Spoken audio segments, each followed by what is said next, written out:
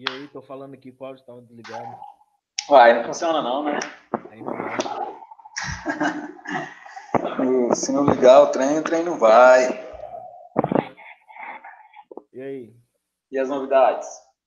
Bom. Ou então ontem ficou 2 no link permanente.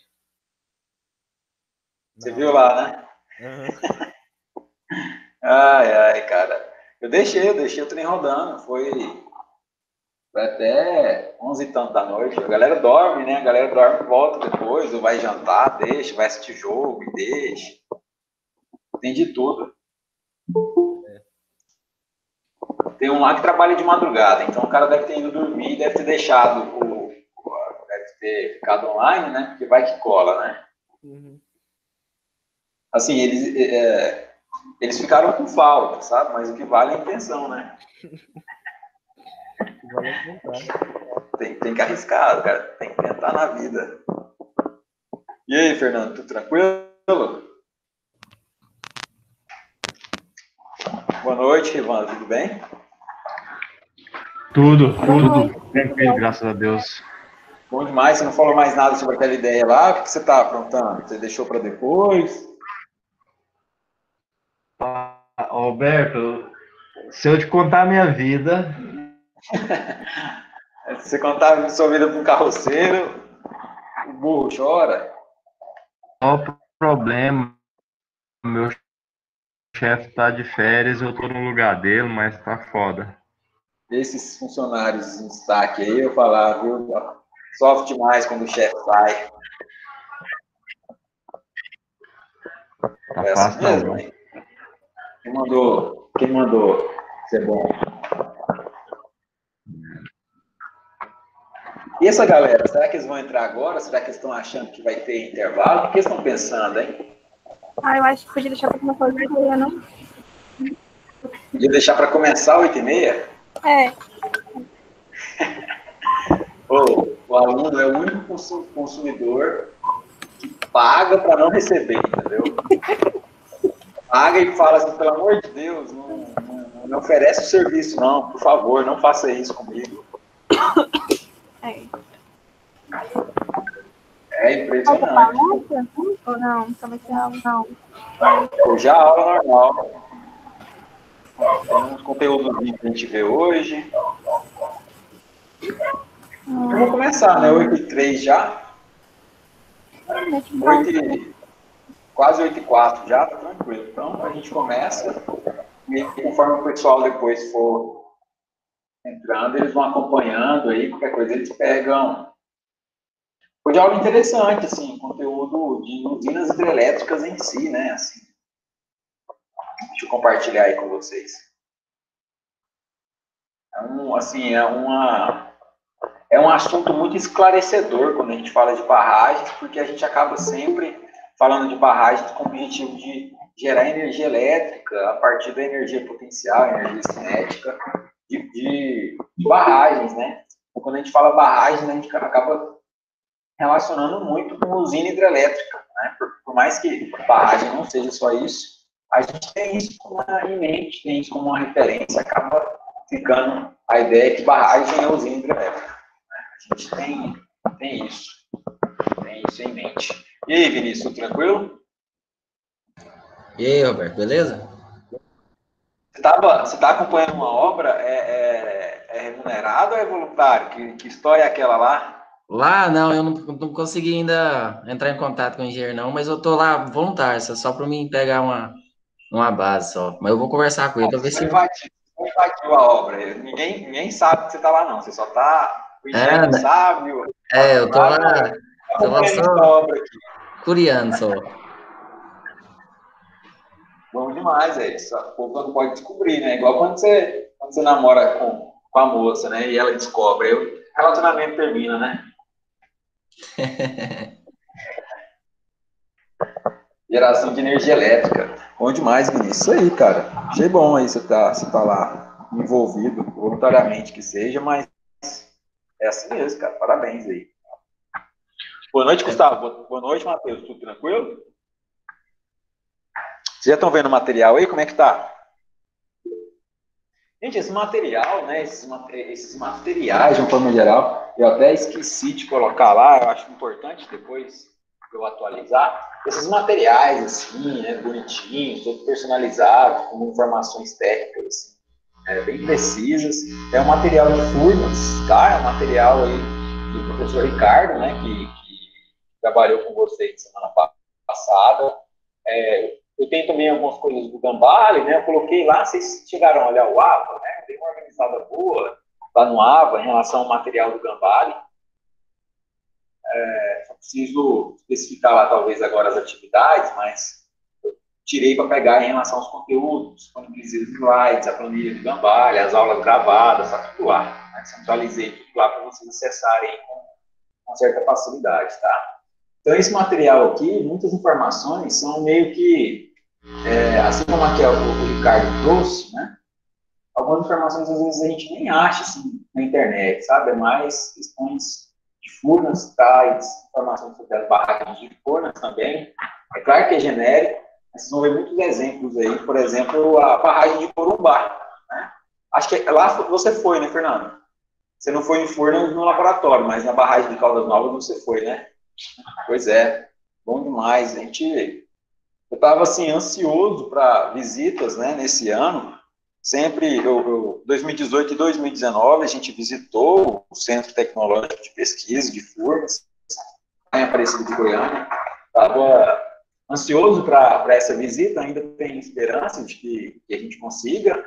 Vamos aguardar, né, essa situação toda passar para a gente organizar, nem que seja no início do semestre que vem, né? Talvez alguma oportunidade que tiver mais tranquilo, para a gente ver um pouquinho disso aqui na prática, né? É bom demais.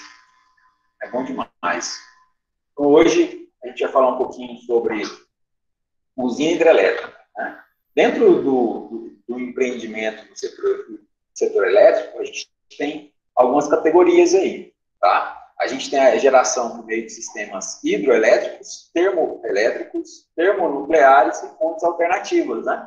Fontes alternativas, a gente tem aí o Celino trabalhando com energia fotovoltaica, a gente tem algumas experiências. Se não me engano, aqui é interessante a gente entender isso, tá? O Brasil, ele não sei se foi o Celino que comentou isso, estava olhando também. O Brasil é um dos países com maior potencial energético do mundo, sob vários aspectos, né? Hidráulico, fotoelétrico e eólico, e agora também possui uma grande capacidade de energia marítima, tá? Energia por meio das marés, porque a gente tem um grande litoral. Nós somos muito privilegiados em relação ao nosso litoral brasileiro. Então, o potencial energético aqui é realmente muito elevado, tá? Então, quando a gente fala de geração de energia elétrica, por mais que a gente esteja dentro do assunto que é barragens, é sempre bom, né, a gente trazer essas categorias, esses assuntos relacionados a outros tipos de geração, tá? Deixa eu só perguntar aqui, eu acho que a Evelyn já entrou, que você está me ouvindo. Evelyn, seu aniversário foi ontem, né? Tem mais algum aniversariante aí essa semana? Tem. Parabéns, então, tudo de bom, felicidades. Obrigada. Vamos mais, deixa eu ver aqui uma coisa, agora fiquei curioso. Roberto, Oi. a gente tem que conversar um assunto sério. Seríssimo. Seríssimo. Dia 23, Evelyn, hoje seria aniversário da Jordana, amanhã é aniversário do Alencar. Então tá, hoje não tem aniversariantes aqui na turma, não. Beleza, Juliano, vamos trocar uma ideia, só deixa eu pegar um ritmo legal aqui. Você tem aniversário de todo mundo aí, velho? Tem, cara. Deixa eu ver o seu aqui, ó. Mas Fala, ele não não. manda parabéns pra ninguém. Ele só tem lá pra ficar sabendo. Eu mando, Mentira, assim, não tem, mas não. 28 de Vinícius André. Vinícius André dos Santos Rosa nasceu no dia 28 de dezembro de 1998. Puta que pariu, você tá no serviço errado, velho. Você tinha que ser espião. Claro que ele tem. Gente, ele era coordenador do curso. Eu tenho um controle da sua vida todinha na palma da mão dele, né?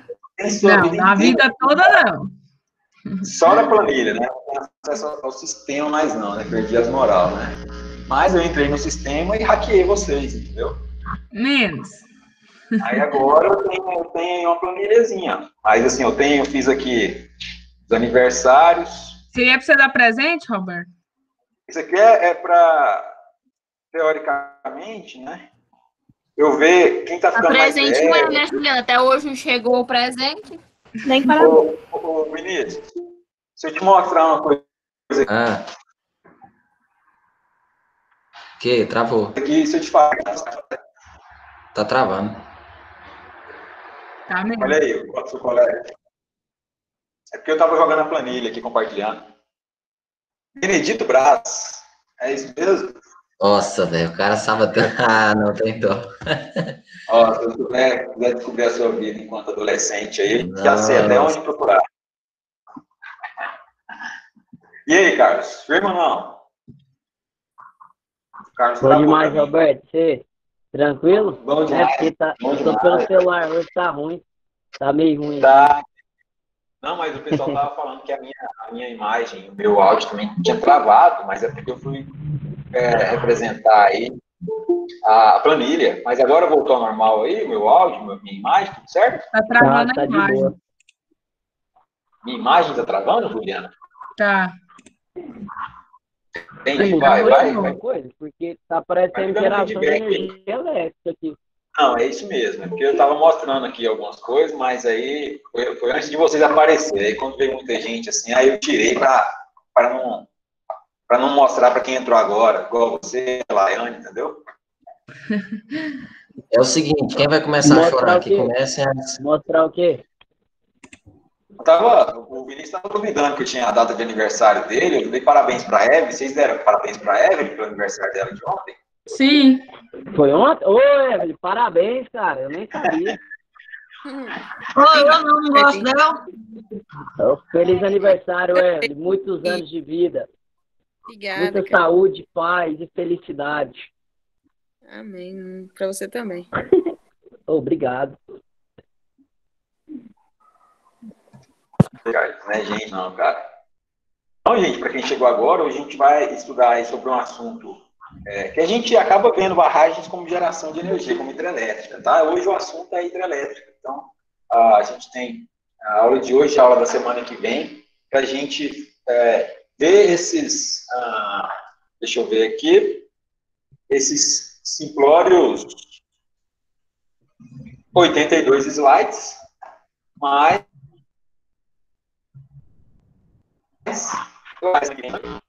sem erro. Boa noite, João Pedro. Firme? Eu entendi bem, Ivan? metade do que falou aí. Você entendeu o que você... Eu entendi metade do que falou. Ah, tá. E agora, tá bom? E agora, tudo certo? Tá ouvindo agora, normal? Eu falei que a gente tem 82 slides para ver hoje, e aí qualquer coisa, se der tempo, a gente termina na semana que vem. Foi isso que eu falei. O melhor é a empolgação aí, é contagiante a empolgação. Ô, João Pedro, parece que o pessoal está falando que tem falhado mesmo, tá? E aí qualquer coisa...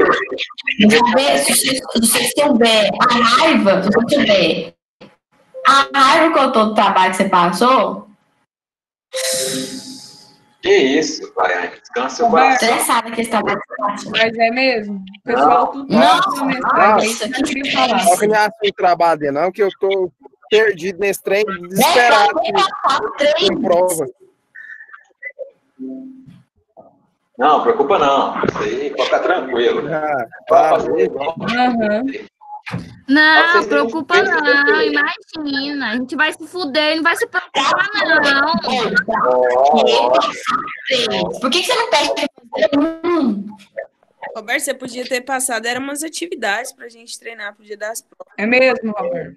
Tá puxando 3 trabalhos pra... Trabalho tudo valendo muito. Vocês falam qualquer coisa aí que é culpa do Carlinho aí, qualquer coisa. Era isso aí que nós queríamos falar com o Carlinho. Depois o menino amanhece aí, bate nas bolas, não sabe por quê. Vamos só pegar um ritmo aqui. Vocês tiveram intervalo ou não? Porque a maioria chegou, eram às 8h06. Não, não tem intervalo, Vocês não. querem... Não, sério, falando sério, eu acredito vocês falarem. Sério. Chama nós de mentiroso, poxa. Não, alguns chegaram mais cedo e outros chegaram mais tarde. Alguém É teve porque intervalo. Porque a gente tava ninguém procurando o tinha link link lá. do senhor. Esse Tava link que procurando o link. todo dia é a mesma coisa, senhor. É o mesmo link sempre, é só organizar aí, senhora. Até a gente pesquisar nas conversas já passou o dia. Eu acho, Roberto, que você tem que escolher as palavras hoje. Olha a cara do Fernando, de poucos amigos hoje. Não, hoje. Fernando, hoje para dar um sumiço em alguém não custa nada. Tô estressada. A Laiane tá estressada. A novidade do dia, da semana, é a Laiane tá estressada. Roberto, Não. diminuiu um pouco desse trabalho. Um monte de gente mandou mensagem pedindo para falar com você. Ou passar uma atividade. É 3 trabalhos muito extensos. Não é não. É sim.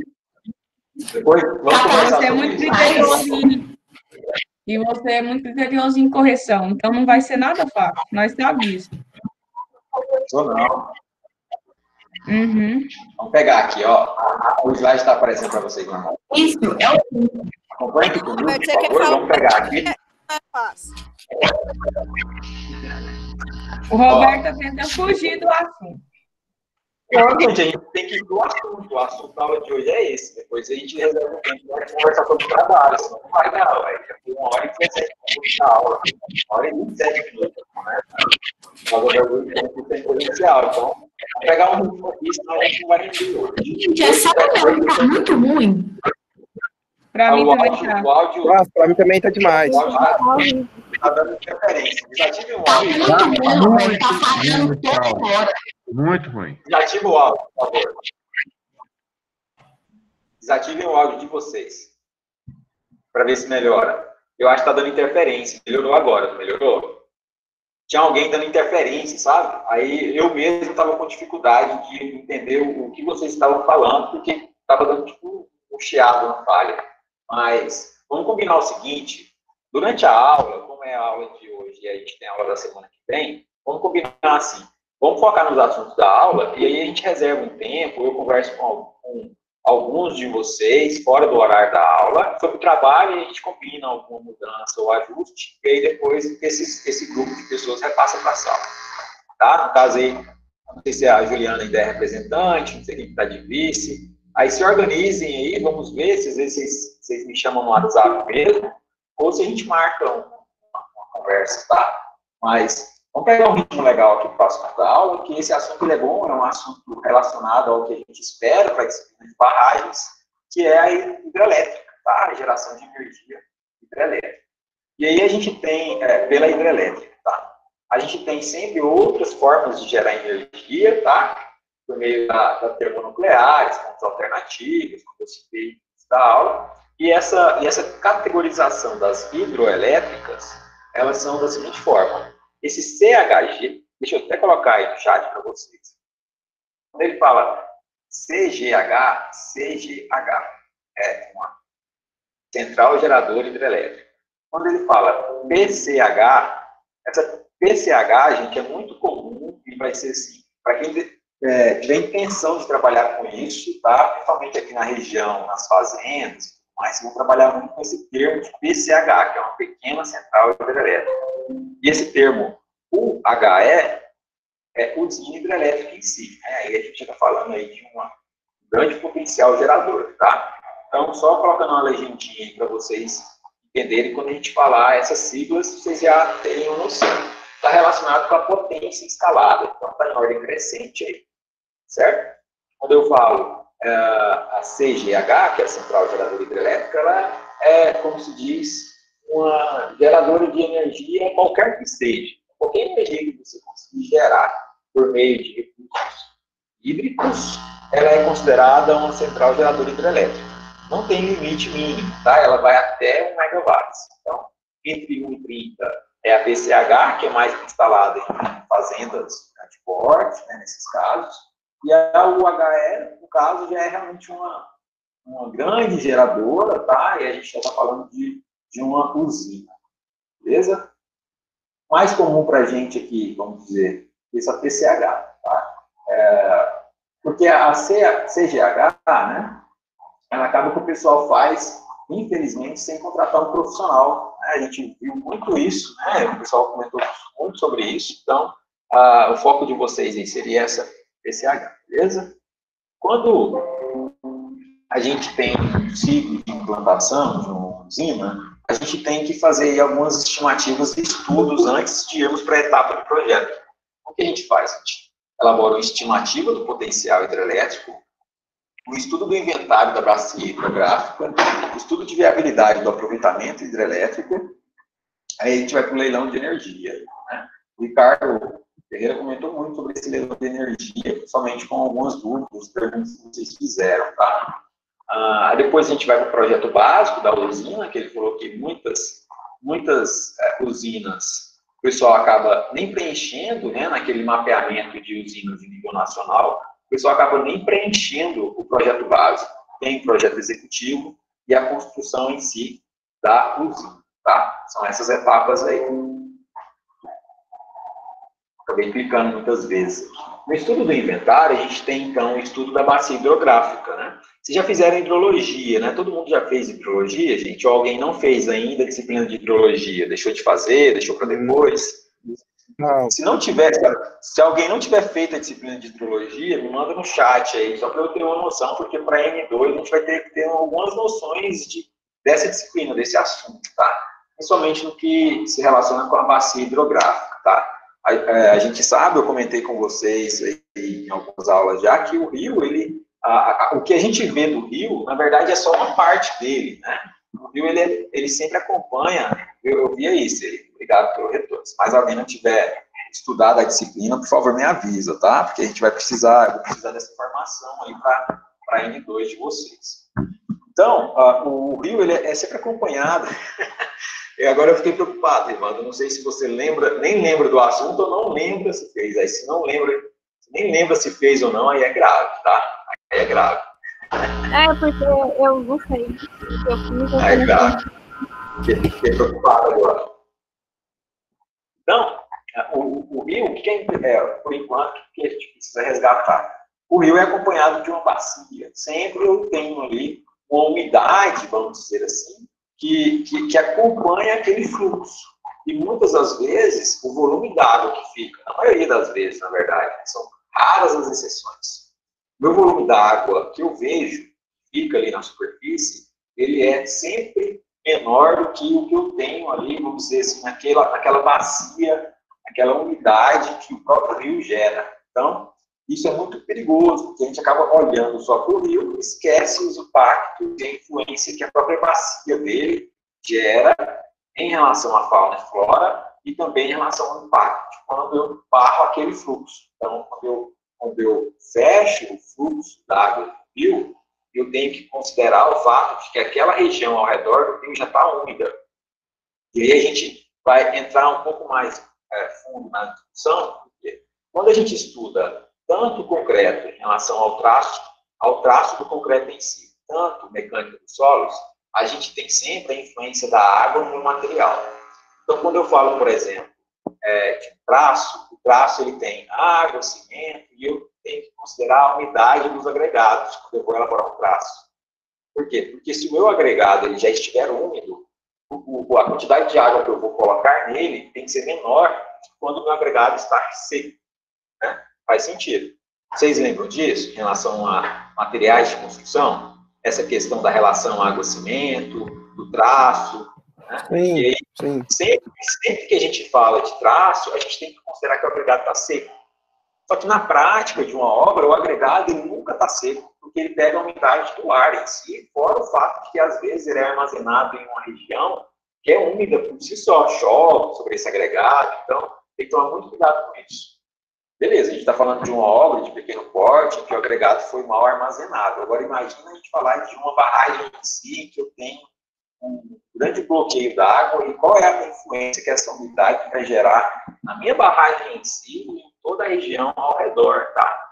Então, é muito importante vocês entenderem a influência da umidade da água armazenada, e não só do impacto da água diretamente. Aquela umidade ali, ela provoca muitas complicações, tanto no método cultivo, na construção em si, os impactos ambientais, fauna e flora, tá? Então, quando a gente faz esse estudo, a gente tem que primeiro considerar essa bacia hidrográfica, é a nossa primeira preocupação. E aí, na alternativa de divisão de quedas, eu vou mostrar para vocês, eu tenho que traçar ali um equilíbrio, né? Via de resumo da ópera é uma análise de custo-benefício. Eu quero barrar o maior volume d'água possível, com o maior potencial energético, com menor custo e menor impacto. Então, quais são os meus impactos ambientais? Né? A gente já discutiu muito sobre isso. Então, na análise de custo-benefício da bacia hidrográfica, eu vou considerar o percurso de um rio e a influência da bacia desse rio. Olha só que interessante, nesse levantamento aqui, ó, no estudo de inventário, a definição de divisão de quedas, o que está de azul são barragens que já existem. E isso que está de vermelho são barragens que ainda serão construídas. Nessas situações de barragens que ainda serão construídas, na verdade eu tenho mais barragens para construir do que as que já foram construídas, né? Olha só como que eu aproveito o fluxo. Olha só que interessante, eu vou distribuindo barragens em todo o percurso do meu rio. Né? Muito interessante isso aí. Deixa eu olhar o chat aqui, que eu tenho visto a interação em tempo real. Só a Rivanda mesmo falando que não lembra nem se fez a disciplina, e a Evelyn comentando que lembra aí sobre a questão do agregado seco, né, e as questões relacionadas a materiais de construção. Beleza, então. Olha só que interessante. Quando eu vou para a definição da divisão de quedas, eu queria que vocês olhassem para duas em específico. O HE de funil, que é essa que está ao meio, três, eu quero mostrar três para vocês. A de funil, essa barragem aqui, ó, que é a primeira, tá? Que é a barragem de Paraciúna, e essa última, a antepenúltima aqui, ó, que está pequenininha, que é a barragem está até pequenininha para mim, eu até esqueci o nome dela, a barragem dos Pombos, se não me engano. O que acontece? Eu tenho aqui a estrutura da barragem em si e um levantamento do volume da água, né, que eu terei armazenado em relação a essa barragem e a elevação desse potencial. Ou seja, para vocês entenderem qual que é a lógica disso aqui, está relacionado com a inclinação do próprio terreno. Então, essas faixinhas azuis, elas mostram para a gente a inclinação do terreno. Quanto mais íngreme é o terreno, menor é a barragem necessária para conter um grande volume da água. Faz sentido? Só que eu tenho que levar em consideração o impacto ambiental. Então, por que essa barragem de funil ela é tão interessante? Porque eu vou conseguir armazenar um volume considerável da água, mas o impacto, ou seja, a minha represa, ela não será de um grande impacto lateral. Como assim? Eu não terei uma destruição considerável da flora, porque a minha água ela terá uma grande elevação. Então, eu vou armazenar um volume considerável sem que eu precise de uma represa muito larga, porque eu ganho na altura. Entendeu essa lógica? E essas barragens aqui, quando eu tenho um terreno muito plano, eu preciso alagar uma grande área para eu ter um volume d'água considerável. Isso é ruim, sob o ponto de vista de impacto ambiental. Então, quanto mais íngreme é o terreno, menor é o meu impacto ambiental, porque menor é a minha área necessária para preencher ou armazenar um determinado volume d'água. Por isso que essas barragens, nesses leitos, igual nos Estados Unidos, que a gente tem ali um funil d'água, né, e aí eu tenho aquelas barragens em arco, por isso que elas são muito interessantes e muito altas. Por quê? Porque eu barro a água ali, eu ganho na altura. Então, o impacto ambiental, principalmente na flora, né, ele é reduzido. Por quê? Porque eu já alaguei aquela região, então não tem problema eu elevar o nível dela. Eu tenho que me preocupar com a minha área da superfície da água. Faz sentido? Tudo bem? Alguma dúvida?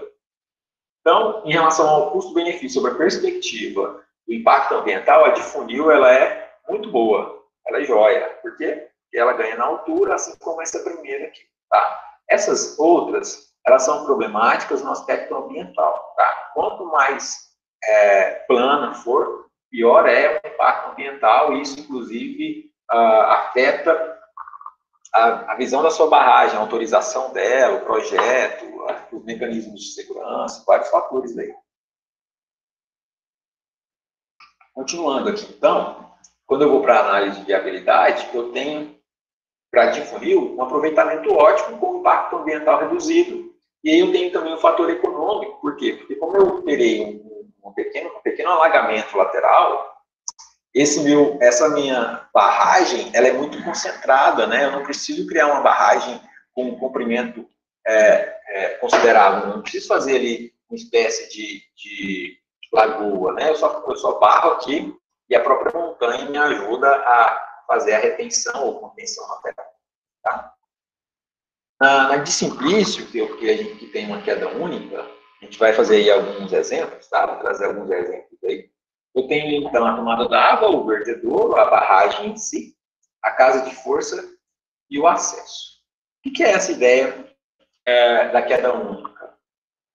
Aqui, nesse exemplo, né, eu tenho aqui a montante, aqui a lisante, tá? E aí, no meu vertedouro, eu não tenho aquela ideia dela ir caindo por camadas, eu tenho a ideia de queda única. Então, eu alago uma região e eu tenho um único ponto de fuga, tá? Eu tenho uma situação em que eu não tenho uma cascata de barragens, né? Eu tenho uma ideia de impacto único, ou queda única, tá? Detalhamento aí para o projeto básico, o que a gente analisa no projeto básico? Detalhamento do aproveitamento concebido por estudos de viabilidade. Então, todo aquele estudo que eu fiz, do impacto ambiental, quando eu traço a ideia de qual será a altura da água armazenada, a área alagada, eu faço uma estimativa. O projeto básico, ele carece de mais informações. Não preciso entrar com mais detalhes aqui, com a maior precisão. Então, eu tenho uma característica técnica do projeto, eu já venho com um profissional, né, da área de barragens, ele vai elaborar, aí vai trazer as características técnicas do projeto, da obra em si, os equipamentos técnicos de eletromecânica, os programas ambientais. Então, olha só que interessante. O projeto básico, ele precisa de um engenheiro civil, mecânico e ambiental no mínimo. Mas é claro que uma barragem hidrelétrica vai precisar do engenheiro eletricista também. Então, essa área ela é muito ampla nesse aspecto, porque você não consegue desenvolver uma barragem sozinho, né? É claro que você tem condições de fazer isso, principalmente quando ela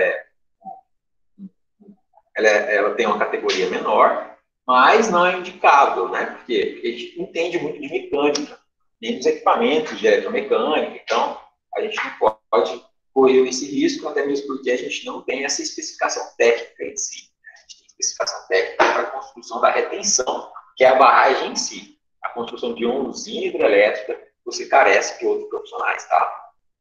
Não sei se vocês viram um vídeo do Juscelino Kubitschek muito antigo, em que ele fala da logística que eles tiveram para transportar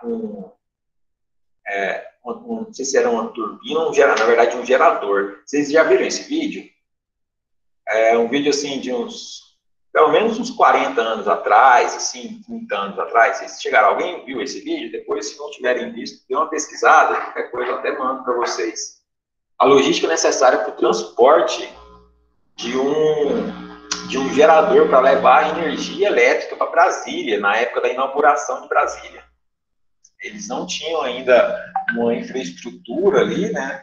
Então era tudo na lamparina, eles não tinham energia elétrica durante muito tempo da construção de Brasília em si. Impressionante, né? Vocês precisam ver, assim, quanto foi complexa a logística. Então, quando eu vou fazer os traçados da barragem, né, qual é a composição, onde que vai a casa de força, onde que vai a barragem em si, onde será o meu vertedouro, se vai ficar à esquerda ou à direita, né? Eu preciso fazer um estudo. A gente vai até discutir sobre isso ainda hoje, mas a gente vai aprofundar mais aí um pouquinho na N2, tá? Sobre essa distribuição dos elementos de uma usina. Então, o que a gente tem que pensar aqui? A gente traz a ideia das obras em si, que é o meu projeto, né, com os equipamentos. Então, eu faço o planejamento da execução e montagem.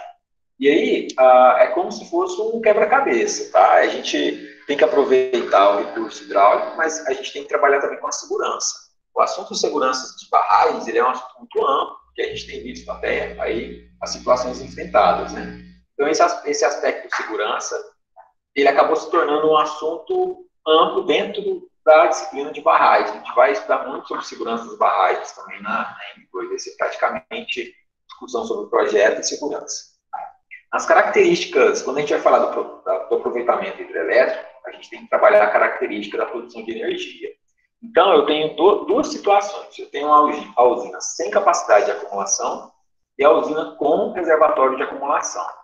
Essa sem capacidade é a fio d'água, aquela que passa direto. Eu não armazeno água, eu não tenho uma mudança no nível d'água. Ela é uma barragem daquele nível sempre, e a água que passa desse nível, ela como se diz, descarregada. Ela vai embora, tá? Eu não retenho nada. Eu só conduzo a água para que ele passe naquele ponto. Ou seja, eu crio aqui todo um nível, armazeno a água e eu deixo ela embora. Muito comum, por exemplo, em represas, né? Nessas fazendas. Esse exemplo se aplica muito para represas. Você tem ali um nível constante. Tá? Pode falar, Vinícius. Essa sem capacidade, no caso, em tempo de seca, ela passa por digamos que ela passa mais necessidade que é com um reservatório, no caso. Porque quando baixa a coisa, não vai falta da água para geração. Isso. É até interessante essa pergunta, Vinícius, porque quando a gente fala assim, ela não tem capacidade de acumulação, mas é porque é assim, ó, você tem ali vamos imaginar que pense numa represa. Então você tem a represa, e é até interessante você ter falado isso, porque é quase que o contrário. Por quê? Porque o que você acha, qual é o impacto que você sente mais? A de uma represa ou de um rio? Qual que é um nível, uma mudança de nível mais nítido, assim, na nossa região? A gente vê uma represa baixando muito de nível em comparação com o rio? No período de cheia, por exemplo, o que você acha que varia mais o nível da água? O rio ou a represa? O rio. Entre a seca e o período de chuva. Beleza, eu concordo com você que é o rio. Por quê? Porque a gente vê ali o fluxo, né? No caso da barragem, ela é parada, então a gente não vê muito fluxo, a gente não vê a onda, a gente não tem dissipação de energia, então ela fica ali mais parada. Então, ela tem também a característica de ser mais larga, né? Ou seja, ela tem mais área do que a altura. O rio, talvez, ele tem, no período chuvoso, dependendo do rio, claro, ele tem, vamos dizer assim, mais altura do que largura, ou seja, eu tenho uma grande concentração da água no sentido vertical.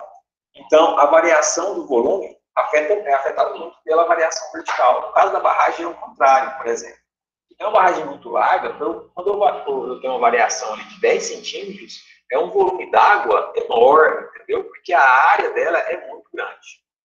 Então, quando a gente fala do rio, é o contrário, né? Ele tem uma altura significativa quando eu trabalho com o volume, então a minha percepção de mudança do volume d'água do rio é maior do que a da represa ou da barragem, porque eu tenho essa situação do nível vertical. Essa usina sem capacidade de acumulação d'água, ela tem essa mesma característica, ela parece muito com o rio, mas ela tem a mesma característica de uma represa, porque ela está ali parada e eu não tenho nenhuma mudança, eu não permito que eu tenha aumento de nível, porque a água que sobrar vai embora. Então eu fico toda a vida naquele mesmo nível ali, eu acostumo com aquele nível. Quando eu dou o período da seca, aquele nível ele já está ali, ele não vai voltar. Então quando a água não chega mais, meio que ele ficou represado ali também. A água que eu vou perder é uma água que vai, vamos dizer assim, quase que evaporar daquela represa, que não é tanta assim, porque quando eu tenho um rio que ele simplesmente segue o fluxo, pelo material rochoso vai embora, entendeu? Então, a verdade é que a fio d'água eu não senti tanto, porque ela é quase que o ano inteiro com o nível d'água constante. Já o reservatório de acumulação, quando eu estou barrando toda a água que chega, vamos dizer assim, quando para de chegar água, eu paro de ter uma represa. Por quê? Eu paro de ter aquele reservatório. Por quê? Porque eu preciso que a água alimente o reservatório para que ele se mantenha. Por quê?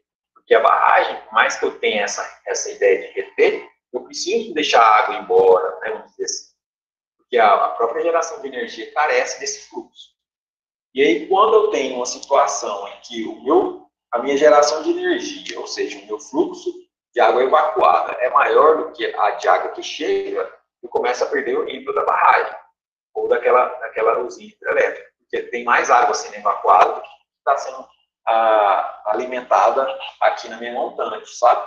Aí acaba que é o contrário da percepção inicial. Na verdade, o volume d'água sentido por uma usina hidrelétrica, ele é mais perceptível do que a essa d'água em função dessa relação da altura pela área da represa em si, a área alagada, entendeu?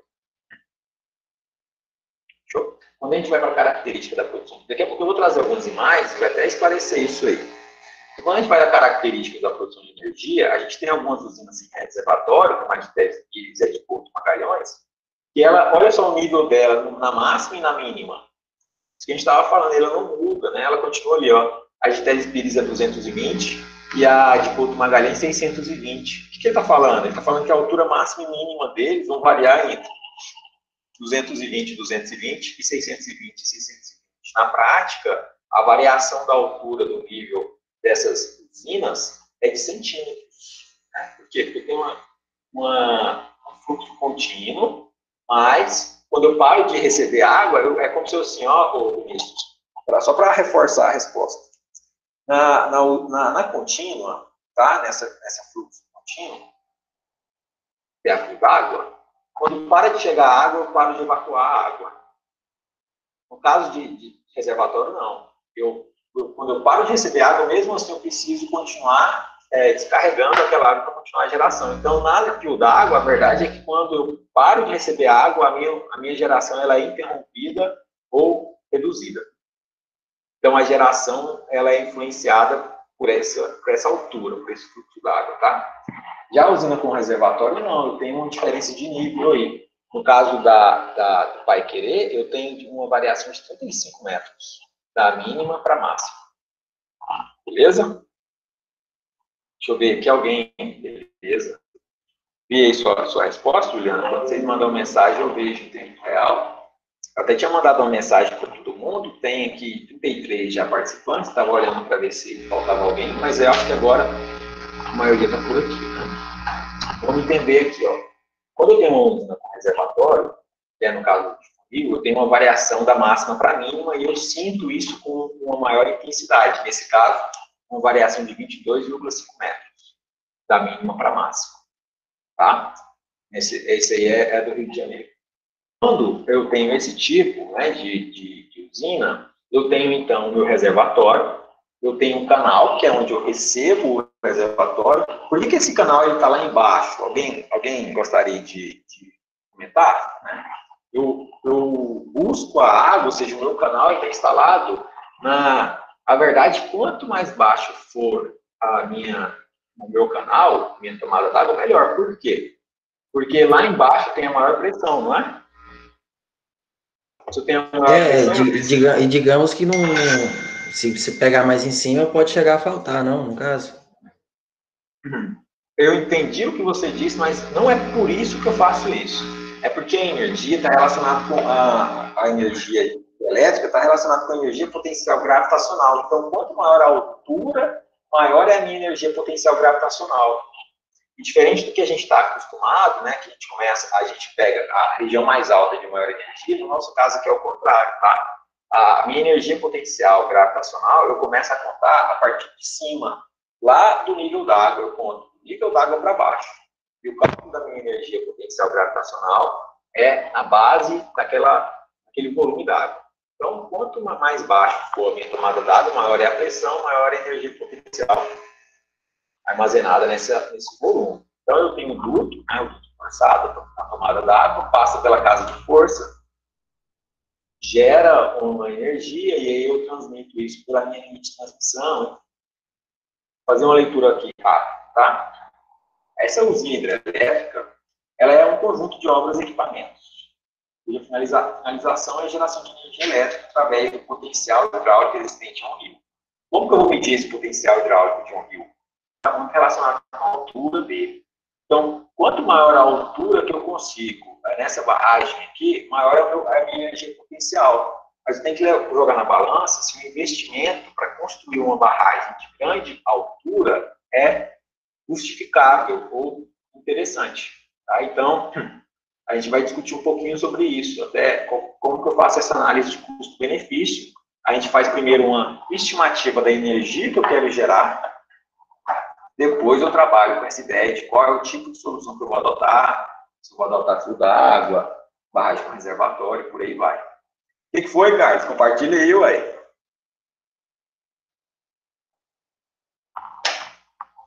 Carlos tá Você feliz. viu o Vinícius batendo o Vinícius tava lutando no UFC, você não viu, não? UFC? Oh, não, matando aleluia. Peso monstro. Tem uns bichinhos capetados aqui. Nossa senhora, vai bem na minha cabeça aqui. Uma hora que eu tentei matar o outro também. Uma hora que eu tentei matar o outro também. Nossa, mas tem? Não, mas o dele foi melhor. A luta dele foi melhor, moço. Você perdeu. Eu tava olhando dois lados, depois eu tenho que ver a gravação. Né? Perfil esquemático, então, ó. Perfil esquemático, só para reforçar, a gente tem um reservatório, a comporta, tá vendo que a comporta é lá de novo, né, na base, né, do reservatório, e aí eu aproveito, o que eu fiz? Por que ele traz esse esquema, tá? Por que ele coloca a comporta lá em cima, vamos dizer assim, e por que ele não continua com esse nível aqui? Por que ele não coloca, então, a minha estrutura no mesmo nível? E, na verdade, se eu coloco, se eu gero a partir do meu conduto forçado, né, eu gero um fluxo da água que joga a minha turbina em nível inferior, a minha energia potencial gravitacional passa a ser do nível da turbina. Então, essa água, essa queda da água da altura da comporta até a turbina vai ser somada com a diferença de nível da tomada d'água até o nível. Ou seja, eu dobrei aqui, mais do que dobrei a minha capacidade, porque eu conduzi a minha água pelo conduto forçado para uma turbina que estava a um nível bem inferior à tomada d'água. Então, quanto maior é a diferença de nível da turbina para o nível d'água, melhor é o meu potencial gerador de energia. Tudo bem? Tranquilo, né, gente? E aí eu tenho, então, só aqui é mais do mesmo, né? Ele traz aí alguns comentários sobre o canal de fuga, a linha de transmissão. Mas a observação que eu queria trazer para vocês era essa turbina que estava em um nível inferior à própria tomada d'água. Tá? Muito importante vocês terem isso em mente aí. Na concepção de uma RAM em geral, né, o sítio escolhido para a usina hidrelétrica, ele é único. Então, a gente vê muito em projetos de obra civil, casas muito semelhantes, né, a mesma composição, o mesmo projeto, e é óbvio que a barragem é ainda mais grave, né, mais séria do que uma casa comum. Então, também para reforçar essa ideia de que o projeto de uma barragem leva em consideração vários aspectos, tá? Então, ele leva em consideração toda a região, o impacto que isso vai gerar, até o estudo da própria bacia, né, o fluxo da água, qual é o contexto daquela região em relação a onde estão as pessoas, se tem cidades ali, se tem impacto ambiental. Então, não adianta eu tentar adotar soluções semelhantes para regiões diferentes. Tem que fazer um estudo do zero. Então, de nada vale um projeto de uma barragem, por mais parecido que seja, ou por mais próximo que seja a região, a análise ela muda muito por um detalhe, né? Se mudar ali o tipo de solo, por exemplo, já era. Tem que trabalhar toda a fundação da barragem para que ela conduza ali. Talvez eu trabalhe com a ideia, em uma região eu trabalho com uma barragem de gravidade, em outra região eu tenho que trabalhar com a ideia de gravidade aliviada, em função da capacidade do solo de absorver aquela carga e por aí vai. Beleza? Então, quando eu consigo posicionar todos os meus elementos de uma maneira a combinar a segurança requerida pelo projeto e as facilidades de operação e manutenção, eu tenho a melhor solução possível. Eu tenho 3 possibilidades mais comuns. Isso aqui é bacana, gente. Ó, quando o Fernando deixar a gente fazer a visita técnica lá na fazenda dele, a gente vai ver isso aqui. Ó. Eu acho que o que ele tem é essa mediamente estreito aqui. Vocês vão entender por quê. Eu tenho um arranjo típico em vale aberto, eu tenho em vale mediamente estreito e um arranjo típico em vale estreito. Então, o aberto, então eu tenho ali um rio, mas ele virou quase que uma represa gigante, e aí eu vou conduzir todo esse fluxo d'água dessa represa gigantesca por um único fluxo, né, por um ponto específico, ou seja, o meu rio, ele é mais largo do que a minha própria contenção, do que a minha própria barragem em si. Então eu direciono o fluxo dele, meio que eu estou pegando uma região muito aberta e eu estou direcionando o fluxo para um ponto específico. Então eu tenho um vale aberto, beleza? Quando eu falo de vale, outro típico vale aberto, tá? Olha só, de onde vem água de todas as direções, né? Vem da direita, vem da esquerda, e eu direciono todo esse fluxo para que ele passe em um ponto específico.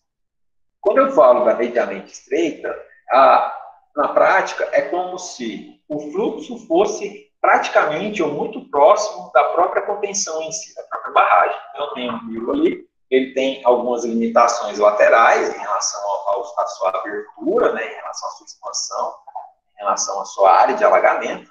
Então, eu retenho aquela água na direção da própria barragem, só faço um direcionamento ou outro, mas eu tenho um fluxo de saída muito próximo com o fluxo de chegada. Se vocês olharem a montante e a jusante, eu tenho praticamente uma mesma seção, vamos dizer assim, mesmo comprimento, né? Ou largura, melhor dizendo.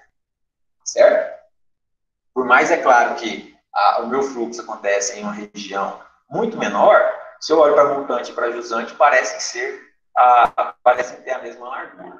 Tá? Então, mediamente estreito. Quando eu falo de uma barragem que ela tem um vale estreito, é aquela ideia daquelas barragens dos Estados Unidos lá, né? Então, eu tenho uma barragem entre montanhas, e aí eu tenho uma barragem que eu tenho que posicionar ela em um ponto em que o fluxo da água é muito estreito. Então, a minha barragem, qual que é a particularidade dessa barragem específica? Eu preciso ter uma barragem com uma elevada altura. Por quê? Porque qualquer contenção que eu faça, a minha água sobe muito rápido, porque ela não se esparrama, né? ela não tem uma abertura lateral, ela só sobe. Diferente do vale aberto, que uma contenção de mais 1 metro, eu preciso de ter um grande aumento de volume alagado para que eu consiga superar aquela barragem. Então, em relação à questão de segurança, de elevação d'água, essa do vale estreito é a mais perigosa, porque ela tem uma grande variação de nível. Certo? Principalmente quando ela tem entre montanhas, entre material, que seja material de serra ou material rochoso. Eu não consigo evacuar ou aumentar a minha área de alagamento. Barragem em si. O que significa a palavra barragem? Tá? É uma estrutura. Olha aí, essa é de Corumbá, ó, Fernando. Alguém mais aqui da turma, eu fiz um comentário com o Fernando mais cedo, mas alguém mais da turma foi na barragem de Corumbá, lá em Caldas Novas? Dá um sim ou não aí, um sim aí, se tiverem ido, né? Não, né? Que a turma de vocês tinha ficado para ir no ano passado, né? Não era? Teve uma divisão lá de datas, não foi? Aí a turma do 10º foi. Normalmente, quando tinha essas visitas aí, era, tipo, limitado. Era. Algumas vagas surgiam e quem era primeiro aí ia.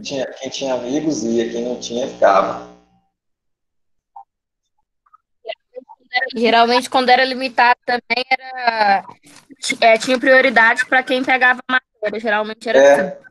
É isso mesmo. Principalmente porque a ideia, essa aqui você foi, né, Matheus? Você foi. É verdade, Matheus, esse foi. Eu lembro da turma dele ter ido e tudo mais. Enfim, né? A barragem de Corumbá é um exemplo próximo da gente.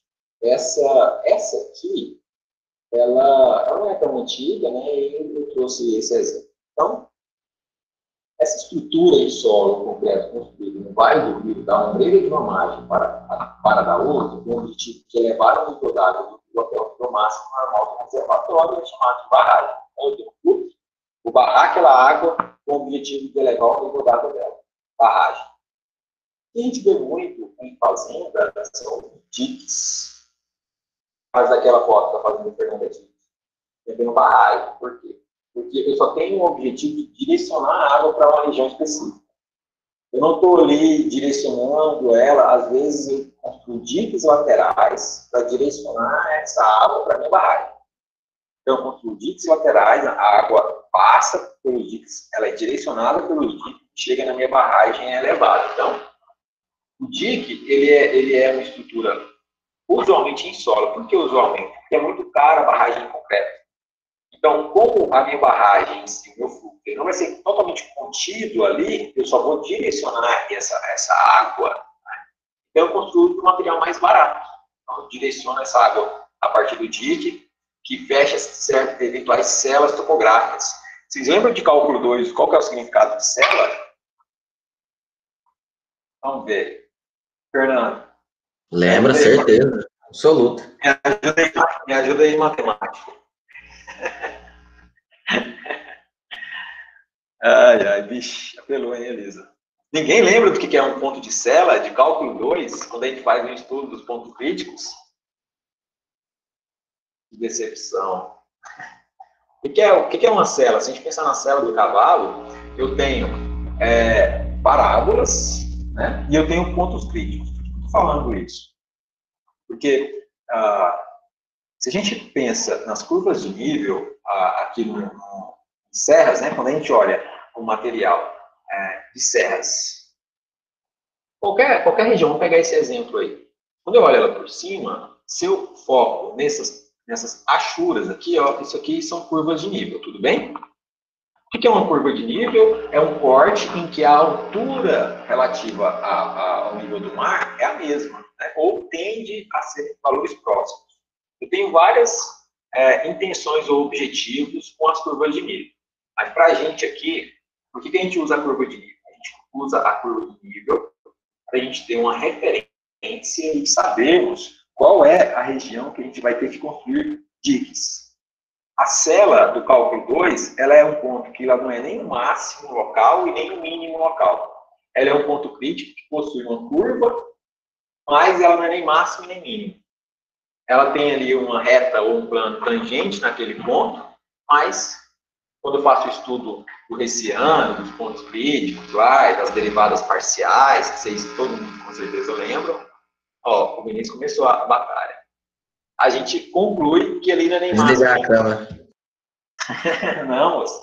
Tá bom demais esses 3 online, ajuda muito, né? Porque é um motor que eu tenho aqui imediato. Então, esse ponto, essas celas topográficas, o que elas são? Elas são regiões em que elas nem são máximas e nem mínimas. Ou seja, eu não posso contar com elas para uma retenção superior e ela não é uma mínima que é do meu interesse, porque eu quero conduzir o meu rio pelas cotas mínimas, cotas topográficas mínimas. Por quê? Porque o rio ele vai ter uma tendência de percorrer percursos de menor resistência. Então, se você consegue conduzir o rio por regiões topográficas de cotas mínimas, né, quanto mais baixo mais forte é aquele fluxo, e aí maior será meu potencial gravitacional. Então, eu tenho que eliminar esses pontos que provocam curvas, ou seja, que vão virar pontos de fuga do rio. Então, eu tenho um ponto alto, e aí eu passo por um percurso em que direciona para um ponto em que ele não é nem máximo nem mínimo, ele vai acabar se tornando um ponto de fuga. Eu vou construir um dique para eliminar essa cela. Cela são pontos críticos que não conduzem o rio para a região que é o objetivo. Eu vou criar uma fuga. Então, eu tenho que eliminar todas as celas, tá? Direcionando o rio para os pontos de cotas mínimas. Beleza? Quando eu tenho um sistema de desvio, né, aqui já é um pouquinho diferente do dique da barragem, porque às vezes eu não consigo, não sei se vocês repararam, vocês estão vendo um túnel aqui, ó, um ponto de fuga, aqui embaixo, ó, dique, beleza. O que é isso? Eu quero direcionar a minha água para cá. Então, se eu não faço esse direcionamento, esse dique, essa barragem, ou se eu quero direcionar para cá ou para cima, né, depende de onde eu quero direcionar. Então, eu faço toda uma barragem, um dique para direcionar ela para um ponto específico. Só que, às vezes, isso não é suficiente. Ou, às vezes, eu quero construir uma barragem e eu preciso desviar aquele fluxo d'água para eu conseguir trabalhar no seco. Então, eu venho com a ideia de sistema de desvio. O sistema de desvio pode ser temporário ou permanente. Temporário para a construção da barragem a seco, e depois eu rompo o fluxo d'água para aquele caminho, direcionando a água pelo local que eu desejo, ou eu posso criar um sistema de desvio d'água que vai aumentar o meu potencial energético e eu mantenho isso constante para sempre. Né? Eu bloqueio todo o outro fluxo e desvio a água para uma determinada direção. Tá? O mais comum é o temporário, porque para toda construção de barragem, na verdade, a gente precisa de criar um desvio. Às vezes ele se mantém, às vezes não. Né? Em algumas situações, você aproveita esse desvio para a própria obra em si. Tá? Em geral, fica localizado junto à barragem com o objetivo de desviar as águas do rio por meio de canal, galerias, adubos, túneis, ou mesmo estrangulamento do leito do rio, de modo a permitir a construção das estruturas localizadas no leito do rio a seco. Então, circuito de geração. Circuito de geração constituído por canais, tomada d'água, condutos ou túneis, né, de baixa pressão. Por que baixa pressão, gente? De novo, tá?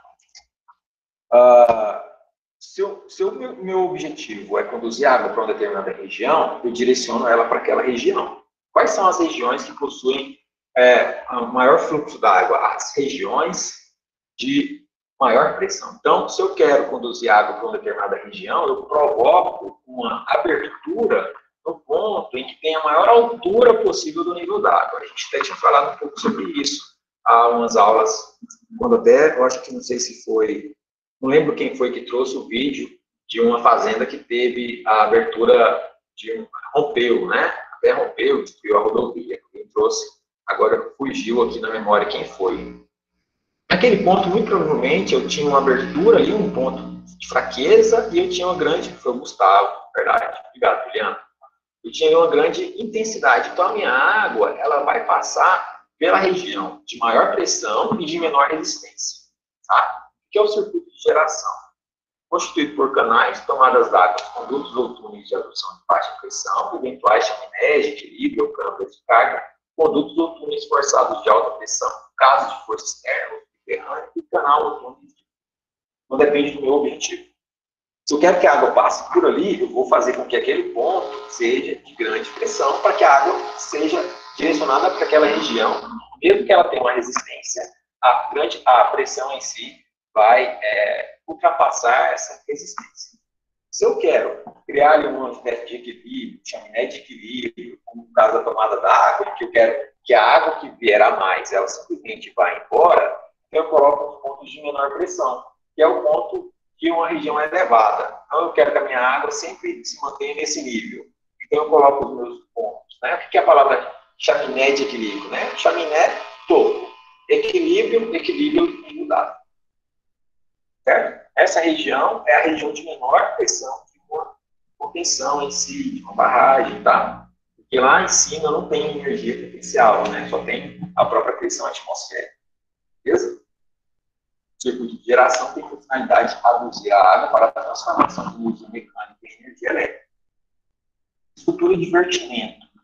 Composto de canal de aproximação, vertedouro, com ou sem controle, com portas, tá? Quando fala controle de vertedouro, são as comportas. Dissipador de energia e canal de restituição. O que é o dissipador de energia? Isso é importante. Dissipador de energia é porque quando eu abro ali os vertedouros, quando a minha água vai ser evacuada, a intensidade daquele movimento é muito forte, é muito grande. Então, eu faço um movimento da água para quebrar aquela onda. Então, a água é evacuada e aí ela é jogada para cima. Né? E eu tenho ali aquela dissipação. Então, ela vai jogada para cima e ela se dissipa um pouco no ar antes de cair no leito, né? Antes de voltar para o rio. E aí eu dissipo aquela grande intensidade. Detalhe, mesmo assim eu preciso ali na base da minha barragem, ali, depois dessa dissipação, naquela primeira região, eu preciso ter um material concretado, um material de maior resistência. Por quê? Porque a água meio que cava aquela região em que ela cai. Né? Aquele impacto ali, né, ele vai destruir um pouco a minha fundação e ela vai começar a atingir a barragem quase que voltando, né, quase provocando ali uma erosão dentro do próprio rio. Tá? Então, só uma observação, que a gente, inclusive, viu isso quando a gente foi lá na Caldas Novas. Como no caso do circuito de geração, as obras das estruturas de divertimento podem ficar localizadas juntas ou distantes da barragem, dependendo da característica particular do sítio em estudo. Às vezes eu não consigo colocar o vertedor junto na barragem, ou às vezes não é interessante para mim. Descarregador de fundo, estrutura dotada de comportas ou válvulas para liberar as águas para o jusante da barragem. A gente viu sobre isso. Aquela comporta que fica lá no fundo da minha barragem, tá? Finalizando aqui esse assunto, o sistema de transposição de desnível, estruturas que permitem a transposição de cargas ou passageiros transportados pela via navegável, operando desvio decorrente da implantação da barragem. Vocês lembram do livro de mecânica? No livro de mecânica que tinha aquele elevador e tal, não era aquele elevador que ele pega aqui o navio, né, o barco, e ele suspende esse barco, ele eleva esse barco para outro nível. Vocês, era do livro de mecânica ou era um livro de física dos materiais antigos? Vocês lembram? Eu acho que era mecânica, quase certeza. Alguém lembra?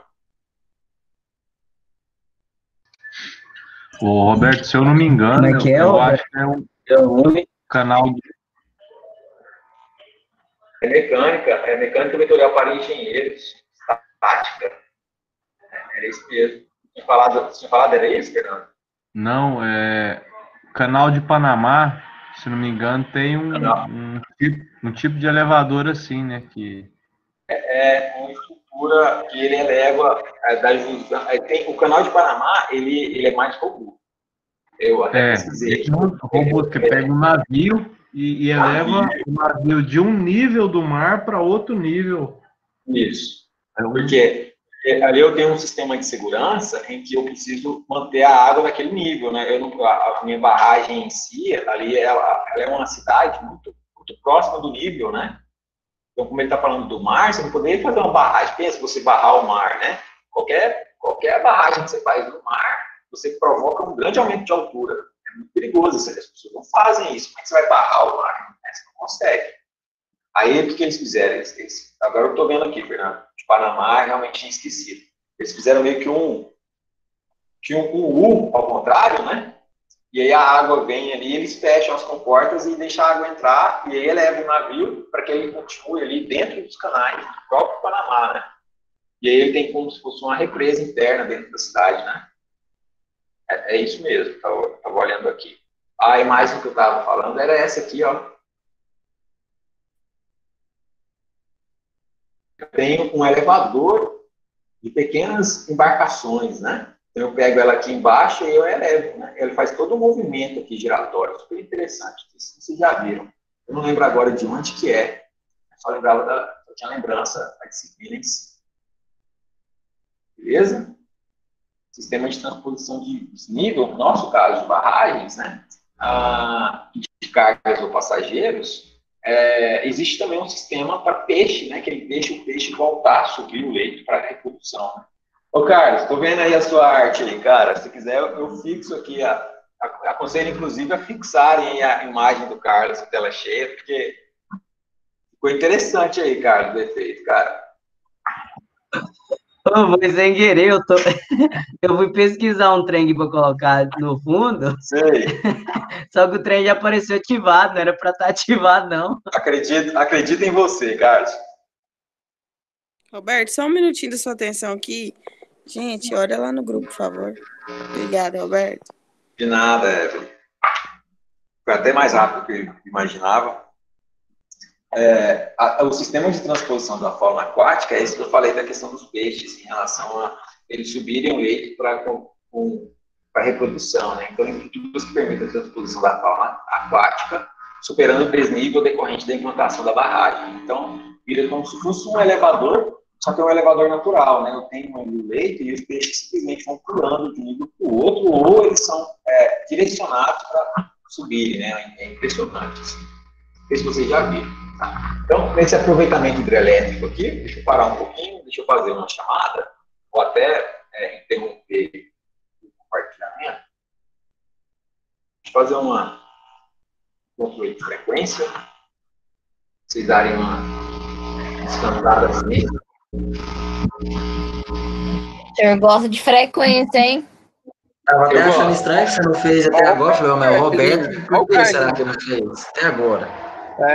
Carlinhos, achou, hein? Achando estranho. Cara, você ficou com a cabeça um pouquinho cortada, mas ficou legal. Pois Esse trem é ruim demais, o do Zoom é melhor. O do Zoom é mais bom. O plano de fundo do Zoom, do Meet é ruim. No caso, você não tem nenhum fundo, nem do Zoom você usa um fundo verde personalizado para ajudar a ferramenta a... Não, O Zoom, eu dou aula para meus alunos só na praia, pelo Zoom. Só na praia. Que vontade de estar na praia, hein, Carlinhos? Vontade de estar na praia, né, meu filho? Nossa, tá louco, velho. Tá louco. Alane? Arlordez. Alane não? Alex Santos? Alaine. Como é que é? Tava Como é que é, Juliana? Alaine. Alaine? É. Ela nunca me corrigiu. Corrigiu sim. Corrigiu uma vez. Não, nunca. É que você não ouviu. Ah, então faz sentido. Eu já corrigi o Roberto. É corrigiu a aula passada. Ou aula retrasada, não sei. Eu não sei Foi se ela esse tava. dia. Não sei se é porque eu estava falando aqui, concentrado que eu estava falando, mas eu realmente não ouvi, não. Alaine. Alaine, né? Nossa. Tem que me policiar aqui. Vou chamar ela de Alaine pelo menos mais umas 5 vezes até eu aprender. Aleph, beleza, Aleph? Amanda, Vitória. O Aleph tá com medo de ficar sem falta mesmo. Amanda, presença! Matheus, eu tô vendo. Celino Borges. Presente. O quê? Elielton, não. Tô sem áudio hoje. Ah, sei. Vou contratar uma prima para falar no lugar dela. A Elisa Queiroz. Vou falar, quando não ativo a câmera, não ativo o áudio, isso aí é fácil colocar frequência, né? Mãe, ó, vou chamar meu nome aí, você responde por mim, né? Evelyn Beatriz. Se eu falar pra minha mãe fazer isso, a minha bate. Presença, Roberto. Fernando. Gabriele. Presente. Guilherme. Presente. Beleza. Gustavo. Presente. Jéssica. Presente. João Neto. Presente. João Pedro. Não. João Vitor. João Vitor. Juliana. Presente. Tayane. João Pedro. Esse aqui é travado no áudio, viu, Tayane? Lucas Araújo. Presente. Beleza. Lucas Marques. Presente. Luiz Alberto. João Vitor saiu da reunião. Ó, colocando pauta aqui, João Vitor. Luiz Alberto. Nem disfarça. Marcelo. Para nem disfarça, né, Ivana? Matheus Felipe. Presença. Deixa eu lembrar aqui de colocar um asterisco com o Vitor, né? Para que ele não volta. Matheus Reis. Presente. Ricardo Damasceno. Presença. Michele Cristina. Olha o João Vitor. Ei, João Vitor. Michele Cristina, não? Oscar. Beleza, Oscar. Pedro Henrique. Nós. É nóis. Eu acho que a Michelle parou de estudar. Depois. Será? Não. Será? Eu acho que ela estava. Ela parou essa semana? Uai, não sei, porque tem algumas aulas que tá falando o nome dela, não tá aparecendo. Talvez ela tenha tirado essa disciplina minha só. Ah. A semana passada ela veio, ela assistiu uma parte. E ela perdeu alguma frequência. Da Letícia, ela não tava. Ixi. Ivanda. Fernandes, que tô vendo aqui. Presente. Beleza, tava mesmo, né? Vitor Hugo. Oi, presente. Beleza, Vitor Souza. Presente. Vinícius, tô vendo. Yuri. Roberto, rapidinho. Vai falar. Depois, eu tô com uma dúvida em questão à faculdade, essas coisas de mensalidade e tal, porque a gente conversa com o pessoal da Copcred e eles mal respondem a gente. Não sei que coisa que é, mas sei lá, é uma falta de. Não se pode estar corrida, a gente pode estar jogando errado. Mas eu queria te perguntar algumas coisas. Tá, você quer deixar pro final? Você quer conversar comigo pelo WhatsApp, trocar uma ideia depois da aula? Eu te mando um áudio, te mando um texto, a gente vai conversando normal no WhatsApp mesmo, pode ser? Tá, beleza. Então, valeu. Valeu.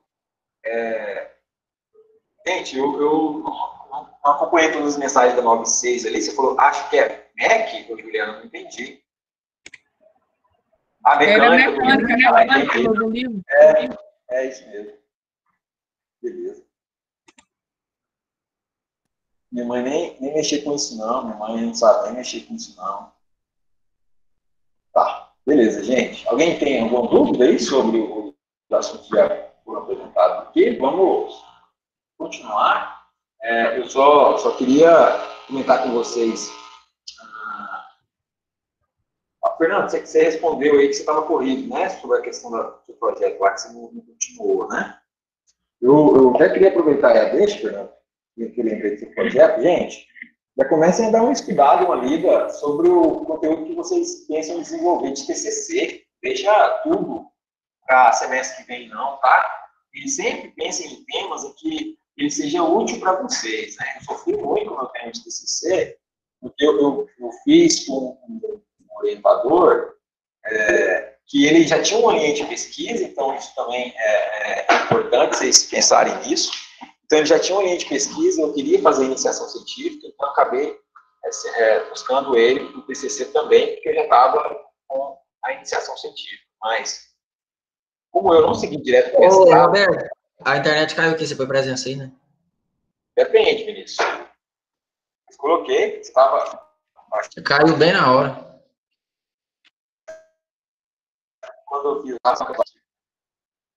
Então, quando eu fui escolher o tema, como eu não fui direto para o mestrado, não foi muito bom o meu tema, né? O meu tema era a determinação de uma equação a partir de resultados de ensaio. Então, era uma coisa muito complexa, sabe? E ele só seria útil para mim se eu decidisse continuar com aquele assunto para o mestrado. Estruturas é sempre um assunto bem complexo, dependendo do assunto, fica bem chato. Então, como vocês se formarão, né, no final do ano que vem, adotem temas que estejam relacionados ao mercado, né, alguma coisa que você consiga aplicar, ganhar dinheiro com isso. Ou, se for para fazer alguma coisa teórica, seja um assunto teórico dentro de uma linha de pesquisa de um professor da instituição que vocês desejam fazer mestrado. Então, se você pensa em ir para o mestrado depois da graduação, né, o USP, o FG, qualquer instituição que seja, a pesquisa sobre as linhas de estudos que existem nessa instituição, os professores que orientam, igual o TCC, mesmo um assunto em que casa, tá? Porque se vocês fizerem aleatoriamente, depois procurarem o mestrado, as chances serão bem menores, tá? Acho que aquele assunto seu lá, Fernando, seria muito útil para TCC, cara. Se você pensa nisso, mas eu, no seu lugar, faria isso. Roberto, tá ruim demais tá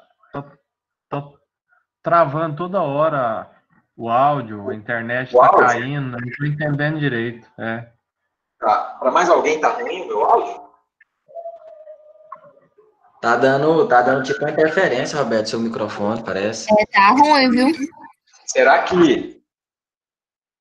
que é aqui ou será que foi alguma coisa que eu fiz, hein? Deixa eu ver aqui, só um minuto. Tentar separar um pouco, porque eu uso o fone de ouvido e o microfone. Melhorou um pouco ou não?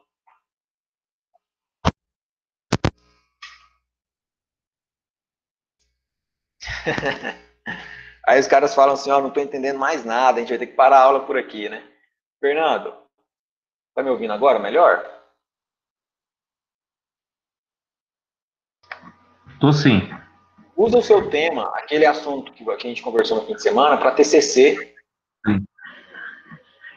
Faz isso, não, porque se conseguir estruturar do jeito que eu pretendo, do jeito que eu imaginei, eu estava pensando em fazer isso mesmo. Faz, porque senão vira uma pesquisa solta, aí depois você vai ter que fazer uma outra pesquisa para TCC, vai gerar um trabalho enorme, sabe? E aquele negócio lá, ele é bom, mas ele exige muito tempo, e é um tempo que você não vai ter, entendeu? Se você tiver outro assunto para TCC, você vai ter que escolher desenvolver aquilo depois da graduação, ou desenvolver aquilo por TCC, entendeu? Eu acho, né? Então tá. Vamos continuar o assunto aqui. Vocês falaram que não tiver intervalo, então não vai terminar a aula agora não. Não adianta vocês fizerem esse complô aí não. Estou vendo aqui Gustavo, Alaine, Aleph, Carlos Mateus, né? Tem que remover essa galera aí que tá nesse complô, hein? Melhorou agora, Carlos? Eu acho que quando eu dou um comando, tá muito bom. Quando eu dou o comando de compartilhar a tela ou eu faço alguma mudança aqui, ele trava um pouco, aí eu acho que fica um período ruim, depois melhora. Então vamos lá. Aproveitamento hidrelétrico, no aspecto barragens, a escolha do tipo de barragem dependerá principalmente da existência do material qualificado. No nosso caso, as barragens são muito utilizadas como barragens de terra. E em alguns casos... Ô, Celino, beleza. Em alguns casos, a gente usa a ideia do enroncamento também, tá? Aqui na região, que eu falo. Qualificado para a sua construção dos aspectos geológicos, geotécnicos e da conformação topográfica no local da obra. Quando eu falo sobre barragem de terra, ela tem que ser um local que poderá ser considerado propício para a construção de barragem de terra homogênea, quando o reconhecimento de campo indicar que a rocha se encontra a profundidade grande na área em consideração. Como assim?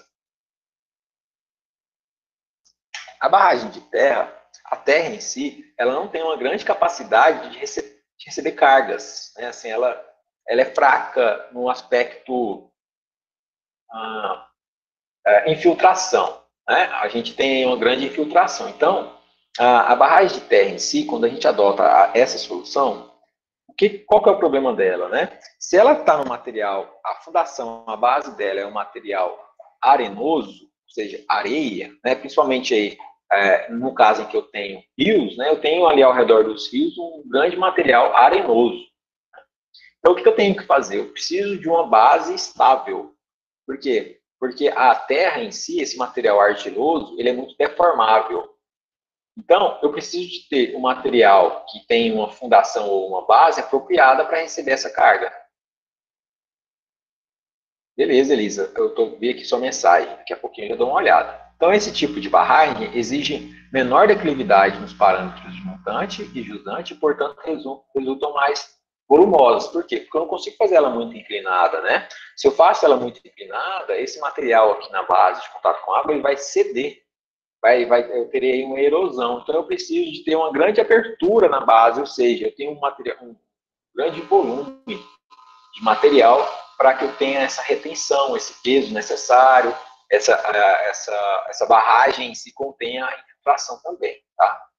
Então, eu não consigo ter grandes alturas. Por quê? Porque como eu preciso de uma grande relação base-altura, se eu coloco ela alta demais, eu teria que ter um grande volume ou uma grande base. Eu não consigo, passa a ser inviável. Então, ela acaba sendo utilizada para pequenos volumes d'água ou pequenas alturas, tá? Se eu superar isso, eu tenho que encontrar aí outro tipo de solução. O enroncamento com núcleo de argila, esse enroncamento é quando eu coloco ali cascalho, material rochoso, junto com aquele material de solos em si. E eu formo uma camada de contato direto com a água, só de rochas. E aí eu protejo um pouco a erosão, protejo a minha barragem em si. Só que essa situação, essa solução, ela permite a infiltração. Então, o que eu faço? Eu coloco um núcleo de argila para impedir essa grande infiltração. Porque entre o material rochoso, a água passa com muita facilidade, né? Eu tenho muitos espaços ali. Então, eu preciso do material argiloso, porque ele é mais fino, então ele retém mais a água. E também tem a possibilidade de fazer um enroncamento com face de concreto, que eu protejo também aquele núcleo, né? Só que agora o concreto ele ajuda muito mais do que o enroncamento, né? Na retenção. Então eu venho com a face para ajudar o enroncamento, que vai ajudar esse meu núcleo. Quando o reconhecimento de campo indica, na área selecionada, a existência de rochas sã e de boa qualidade ao longo do eixo, a pequena profundidade. Então, pequena profundidade de rocha, eu uso essa solução do enroncamento. Grande profundidade, eu posso utilizar aí a solução do material argiloso, tá? Grandes volumes de escavação em rocha na casa de força em canais e vertedouros são um bom indicativo para a utilização desse tipo de barragem. Além disso, se existem períodos chuvosos ou excessiva umidade que prejudica a execução de núcleos de argila ou a dificuldade na obtenção de material adequado para o núcleo, a solução com face de concreto é mais indicada. Esse material de enroncamento é um material aí natural, né? É um cascalho, um material rochoso, e às vezes você não consegue encontrar esse material na região. O que você tem que fazer? Você vai ter que concretar aquela face, porque às vezes você não consegue encontrar material naquela região, e essa logística passa a ser muito cara, porque barragem a gente fala aí de grandes volumes, então esse transporte acaba exigindo aí um grande valor aí monetário, tá? Deixa eu ver aqui uma mensagem. Chamou atenção. É possível utilizar pneu nesse material para a sua construção? O pneu, no caso, você fala para a construção da barragem em si ou de uma camada de proteção de impacto? Se for uma camada de proteção de impacto, eu já vi isso acontecer, né, Elisa? Principalmente naquelas regiões em que eu tenho um grande impacto do mar na minha costa. Aí o que o pessoal faz? Eles amarram ali o pneu, né, porque ele tem uma grande capacidade de... o mar ele não vai conseguir destruir o pneu, né? Por mais que ele destrua aí. Por exemplo, se eu coloco um material metálico ali, né, eu tenho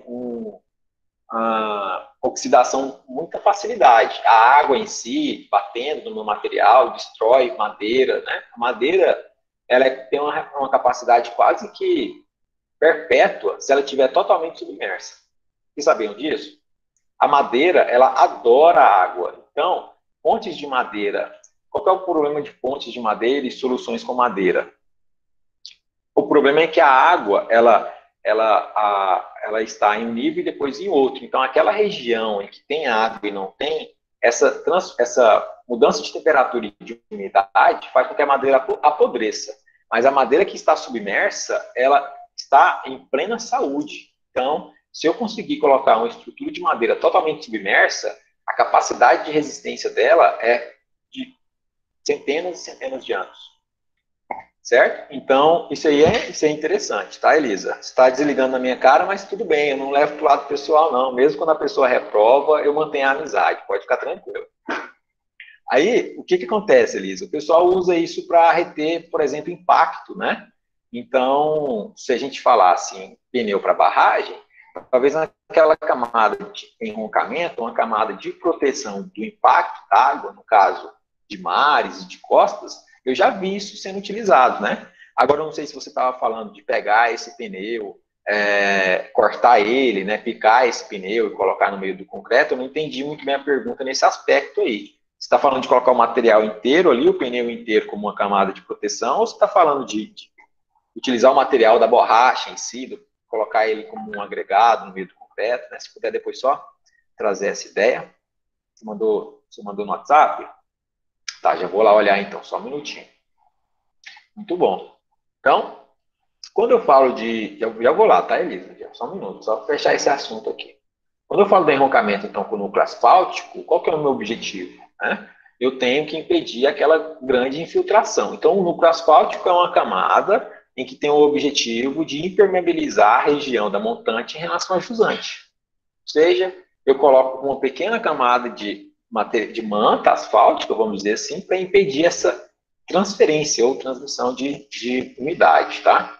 As principais vantagens desta em relação às demais barragens de enroncamento é o curto tempo de construção. O que eu faço? Eu deixo ali um vão, um espaço, e depois eu só jogo em si o núcleo asfáltico ali, né? Eu consigo... hoje existem caminhões, né? Se a gente olha aí quando eles estão reformando a pavimentação, eles têm a indústria móvel e eles vão distribuindo isso no próprio asfalto, né? Então eu consigo produzir esse material de núcleo asfáltico com muita facilidade e agilidade. Então a gente ganha tempo com isso aqui. Maiores beltês, né? Porque eu consigo atingir maiores alturas, com consequente menor de consumo de materiais, porque a minha base fica reduzida. Por que com o material do núcleo asfáltico eu consigo aumentar a minha esbeltez? Ou seja, reduzir a minha base e aumentar a minha altura. Porque eu não preciso mais daquele grande volume de material argiloso, né, por solos, para impedir a umidade da água ser infiltrada e sair de uma ponta, e chegar numa ponta e sair na outra. Porque agora eu tenho essa camada que vai impedir esse movimento. Então, eu consigo ganhar em altura com essa solução do núcleo asfáltico. Tá? Concreto à gravidade é o que a gente mais estuda, na verdade, desde mecânica a gente começa a estudar essa ideia aqui, que é onde eu uso o concreto como peso para impedir a translação e a rotação da minha base da barragem em si. Então, eu uso o peso dela como um ponto de apoio e de resistência contra a pressão exercida pela água. Barragem de gravidade, então, eu trabalho com o peso dela. Quando o reconhecimento do campo indica na área selecionada a existência de rochas sã com compressibilidade pequena ao longo de todo o eixo, ou seja, né, um grande peso ali não vai causar grandes deformações, eu tenho a solução do concreto à gravidade. A estabilidade garantida principalmente pelos esforços de gravidade, a não ser em casos excepcionais, somente deverão ser considerados barragens de concreto tipo gravidade maciça. Concreto convencional ou concreto compactado com rolo. Anota esse termo, concreto compactado com rolo, por favor, e deem uma lida sobre isso, que a gente vai estudar muito isso aí, seria bom vocês darem uma adiantada, tá? Concreto compactado com rolo é um concreto pobre, ele é quase que uma farofa. Então, ele possui um pequeno consumo de cimento, tá?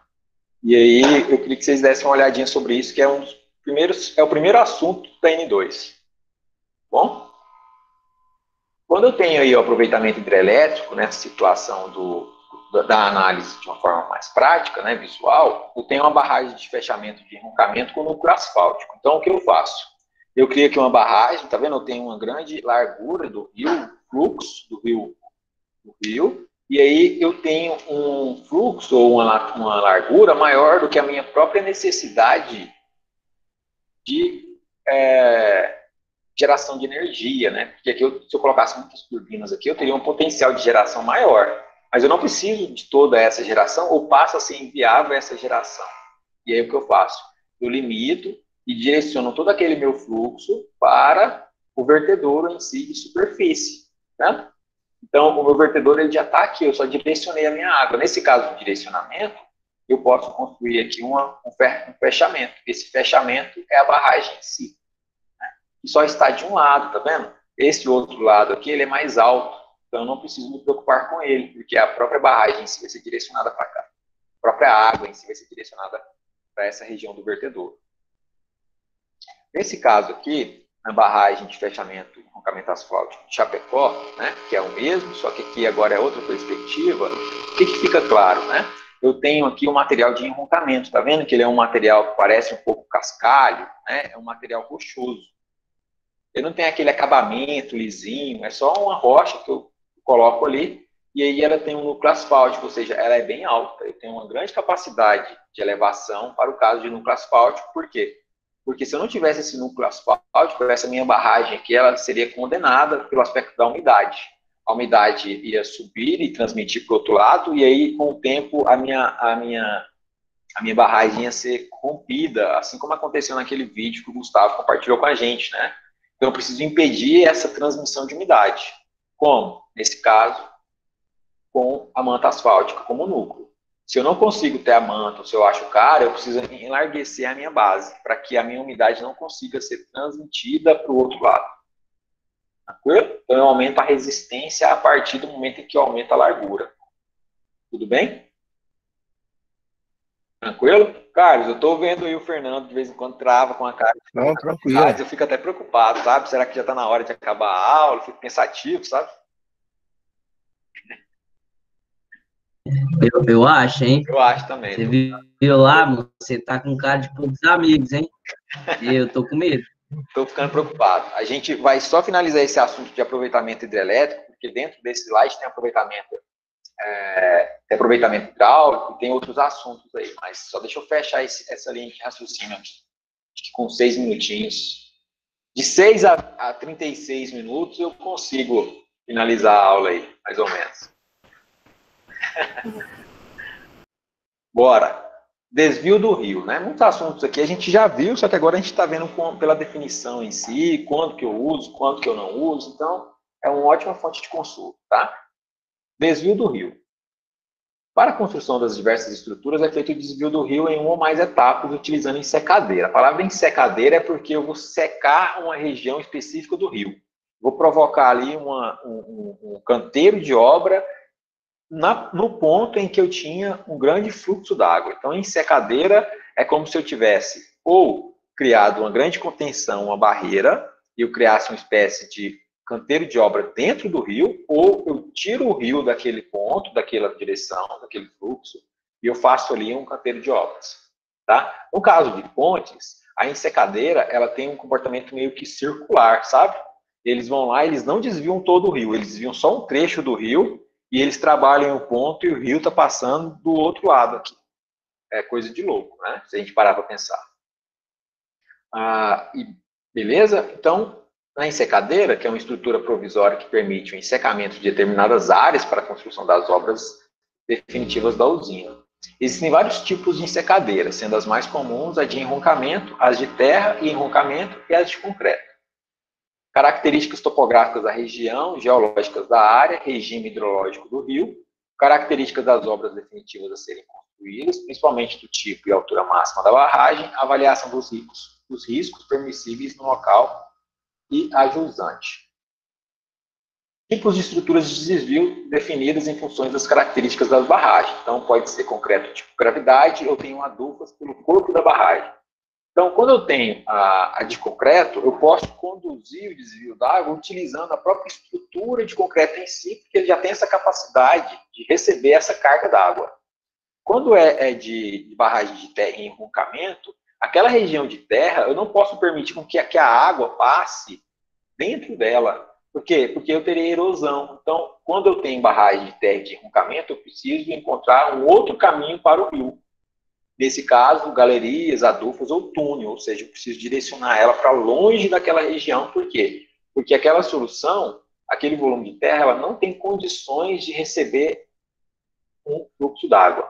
Não posso criar aqui um caminho interno, não consigo conduzir um túnel dentro de um material argiloso. Tudo bem? É só eu recorrer aí um pouquinho da lógica, tá? Os sistemas concebidos deverão ter características conservadoras, preferencialmente deverão ser adotadas soluções enquadráveis em um dos segmentos, em um dos seguintes típicos ou na combinação destes. Então, desvio do rio, através de túneis escavados em uma das ombreiras, com ensecamento total da área de construção, mediante ensecadeiras construídas a montante e a jusante. Eu lembro da Eve perguntar um pouco sobre isso em relação ao desvio do rio. Não sei se foi a Eve, tem umas 3 semanas, ou se foi não lembro quem foi, se foi a Eve, se foi a Elisa, eu lembro de alguém perguntar sobre a questão do desvio. Então, o que eu faço? Eu crio uma barragem temporária e provoco um caminho, um percurso para um túnel de menor resistência. A partir do momento em que eu inicio ali aquele percurso, aquela região em que eu tinha um fluxo d'água começa a diminuir aquele fluxo para aquela direção até que ele cesse e seja direcionado totalmente para o fluxo do túnel. Nessa situação, eu continuo aumentando a minha retenção até que eu não tenha mais nenhum fluxo em uma determinada direção ou ponto.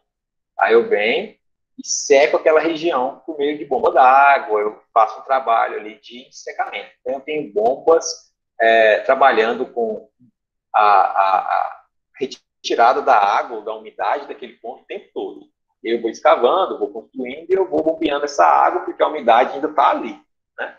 Conforme eu vou bombeando essa água, eu vou reduzindo o nível, ou o que eu posso dizer é o nível do lençol freático naquela região, ou seja, aquela umidade toda vai ser jogada para fora e ali começa a ficar com o material seco, né? Na verdade, ele continua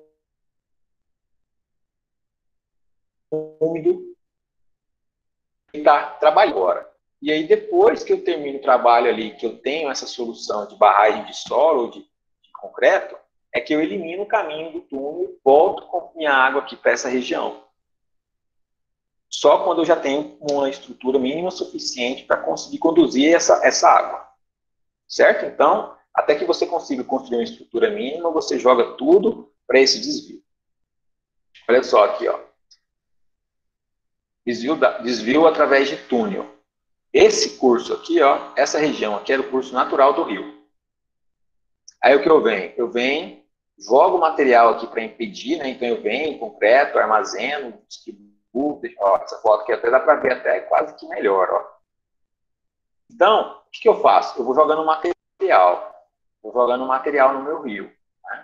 Jogo aqui um material rochoso, um material arenoso, e aí eu vou aumentando e criando uma resistência nesse fluxo d'água.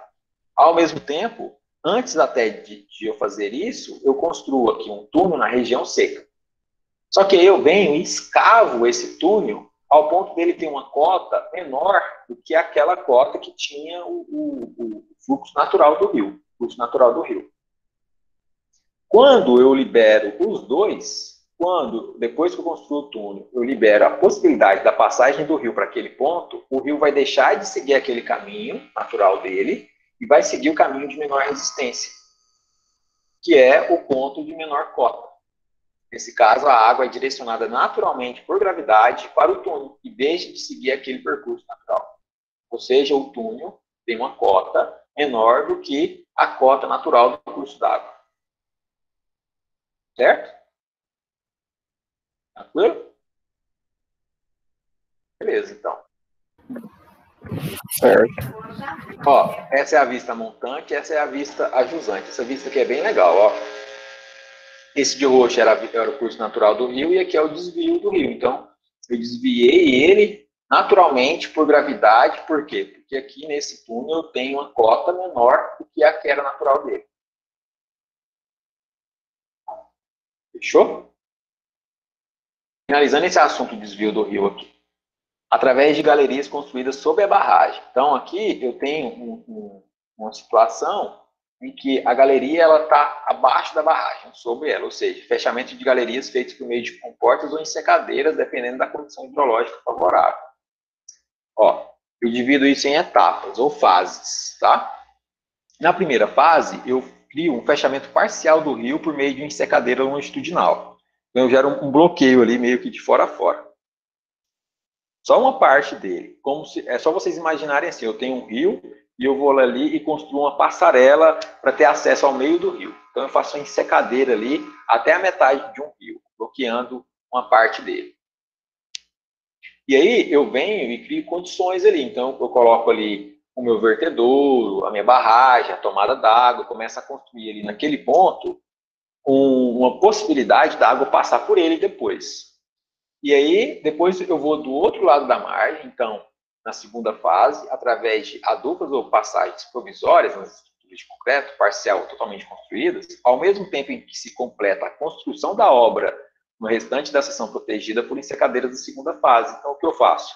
Depois que eu tenho condições de permitir com que o meu rio passe por aqueles vertedouros que eu construí na primeira camada, eu venho bloqueando, né? Então, o vertedouro, eu coloco uma passarela, crio um vertedouro dentro dessa passarela, e esse vertedouro não passa água por enquanto. Com o tempo, a água vai passar por ali e eu venho fechando do outro lado. Com o tempo, a água só passa pelo vertedouro, porque ele tem uma cota menor do que a própria passarela que eu criei. Então, eu direciono a água por um caminho. Em vez de pegar toda a largura, agora ela passa por um caminho específico. Esse vertedouro tem uma cota menor. Né? Ô, Carlos, engraçado demais, cara. Eu fico tentando concentrar aqui, mas esse fundo seu aí é muito massa, sabe? Não, tem hora que eles pegam um round aqui, começam a dançar, cantar, moço, é difícil, viu? Bom demais. Aí atrapalha tudo. Atrapalha não, moço. Não, mas eu coloco o fone aqui, atrapalha sim. Atrapalha isso aí, né? Eu não, porque o fone eu nem escutei. Não, isso aí tá tranquilo, eu acho engraçado, tá de boa.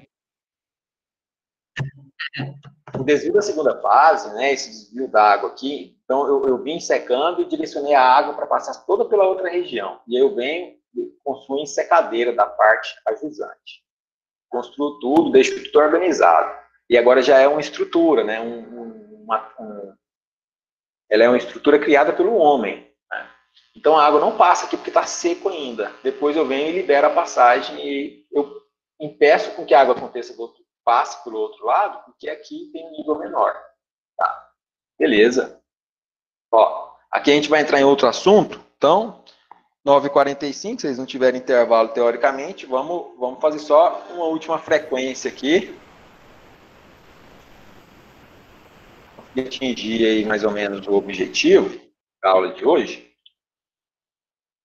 Só ver um detalhe aqui, só um minutinho. Beleza, é isso mesmo.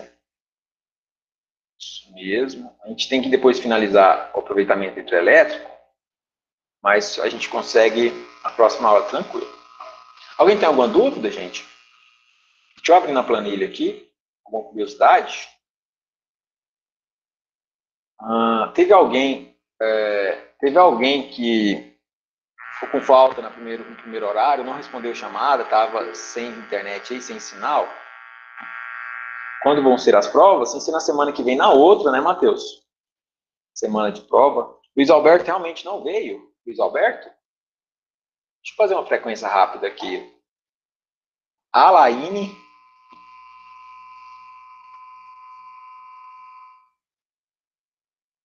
Aula passada você estava sem, Juliana? Mas eu acho que fiquei até o final. Não entendi o que você disse, Juliana. Estava com queda de energia, rapaz. Alif Santos. É porque eu tava na aula, aí toda hora tava saindo, aí teve uma hora que parou, aí não voltou. Aí eu não fiquei até o final da palestra. Entendi. Beleza.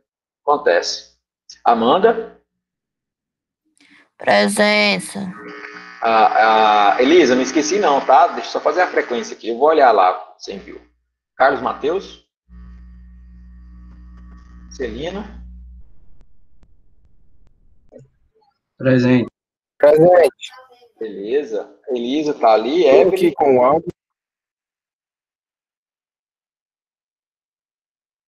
Evelyn, não? Fernando, tô vendo. Gabriele? Tô aqui. Guilherme Cândido? Presente.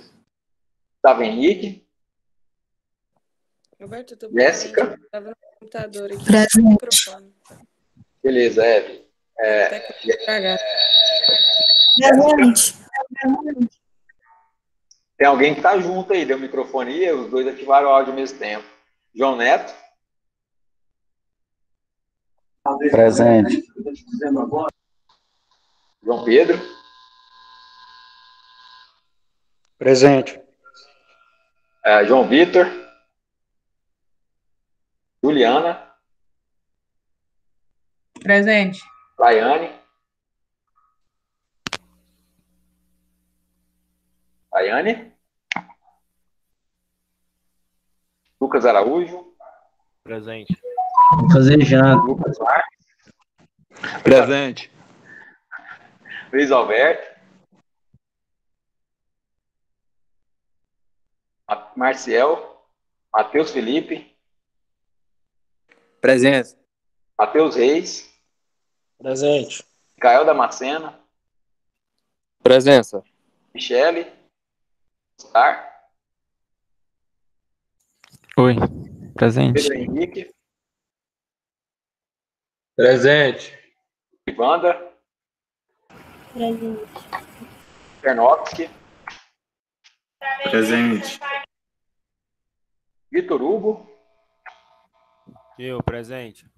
Vitor Souza? Presente. Vinícius André, tô vendo. Yuri? Beleza, galera.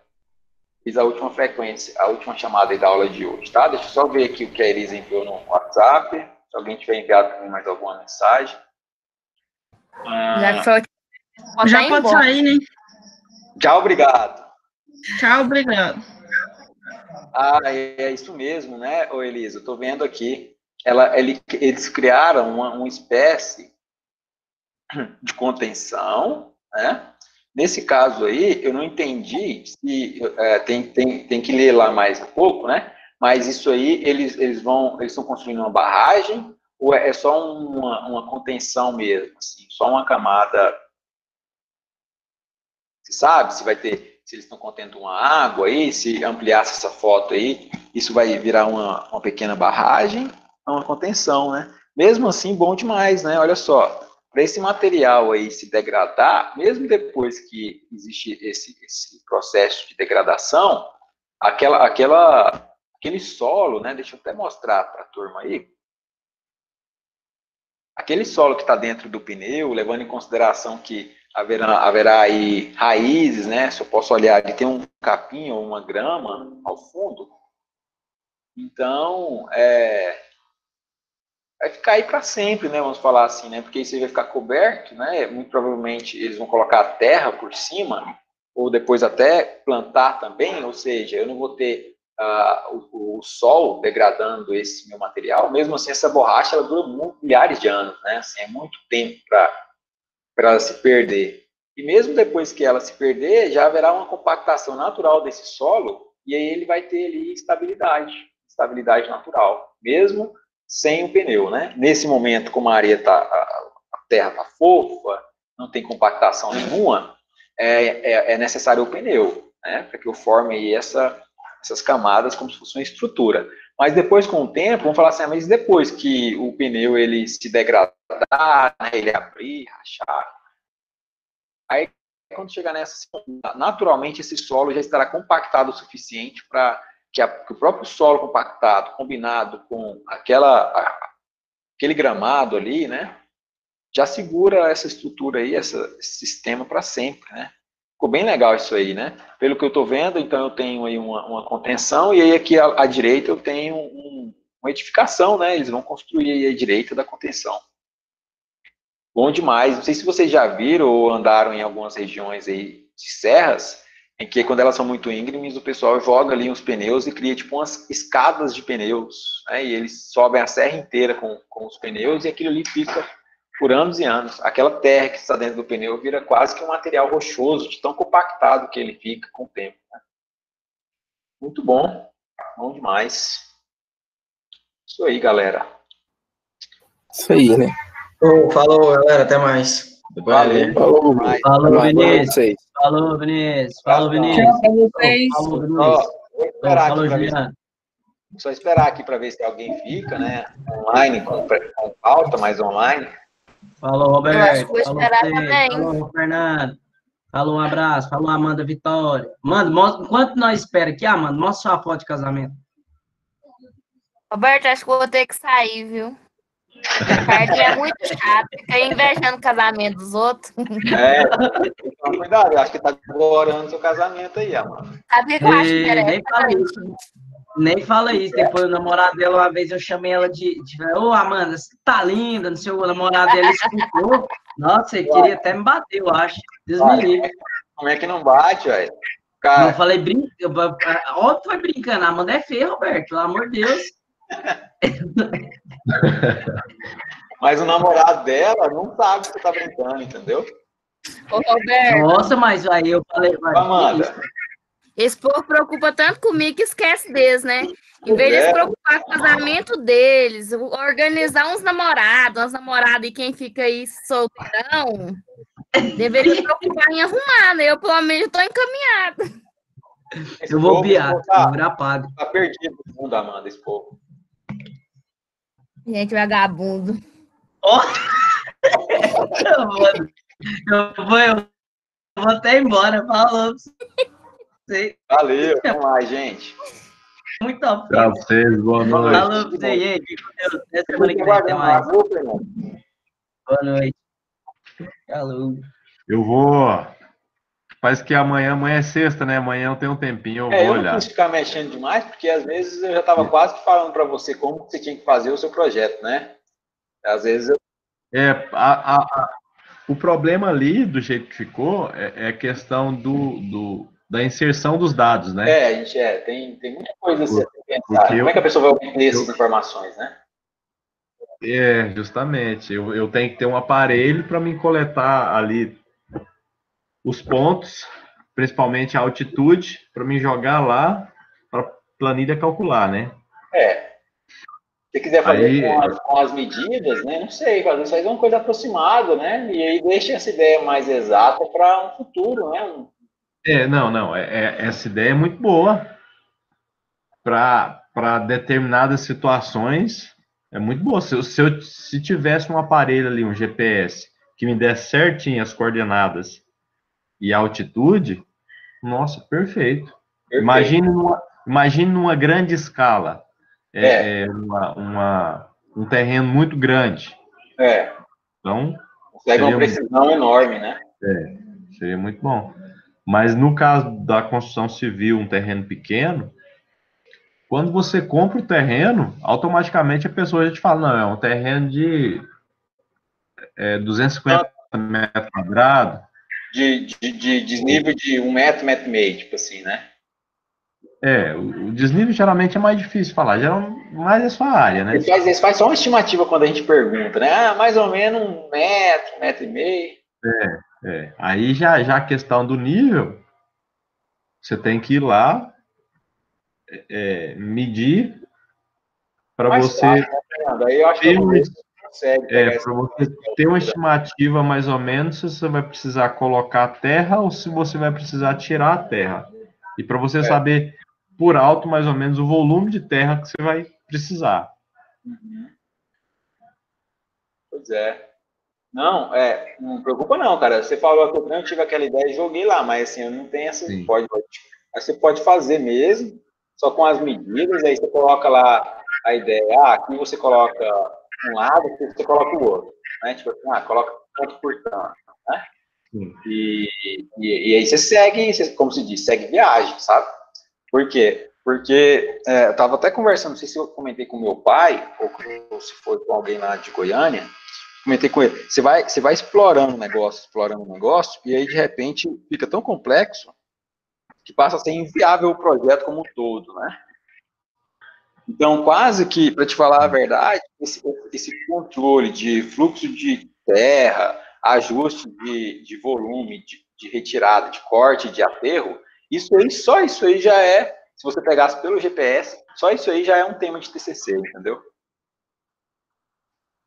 E você desenvolver ali uma planilha, um software que você joga ali as coordenadas e ela calcula, né, para você ter uma estimativa e tal, um estudo. Então, por isso que assim, seria legal você pensar assim, você vai utilizar essa solução, você vai vender essa solução para construtores, você vai vender essa solução para profissionais da engenharia, você como profissional, como empresa de engenharia, vai utilizar essa solução para o serviço que você vai realizar, entendeu? Seria legal refletir um pouco sobre isso, porque às vezes você define, né? E aí, se você for trabalhar para a sua empresa, é de um jeito. Se for trabalhar para o leigo, é outro. Mas se for trabalhar para um profissional, para vender para construtores aí, profissionais da engenharia, aí é outra solução, porque aí você vai ter que ser mais exata, você vai ter que falar que o profissional ele vai precisar de um GPS, entendeu? Então, assim, até fiquei pensando sobre isso, sabe? Eu não lembro agora se tinha pensado para construtores. Assim, quando a primeira vez que a gente mexeu foi com a Kátia, com questão de orçamento.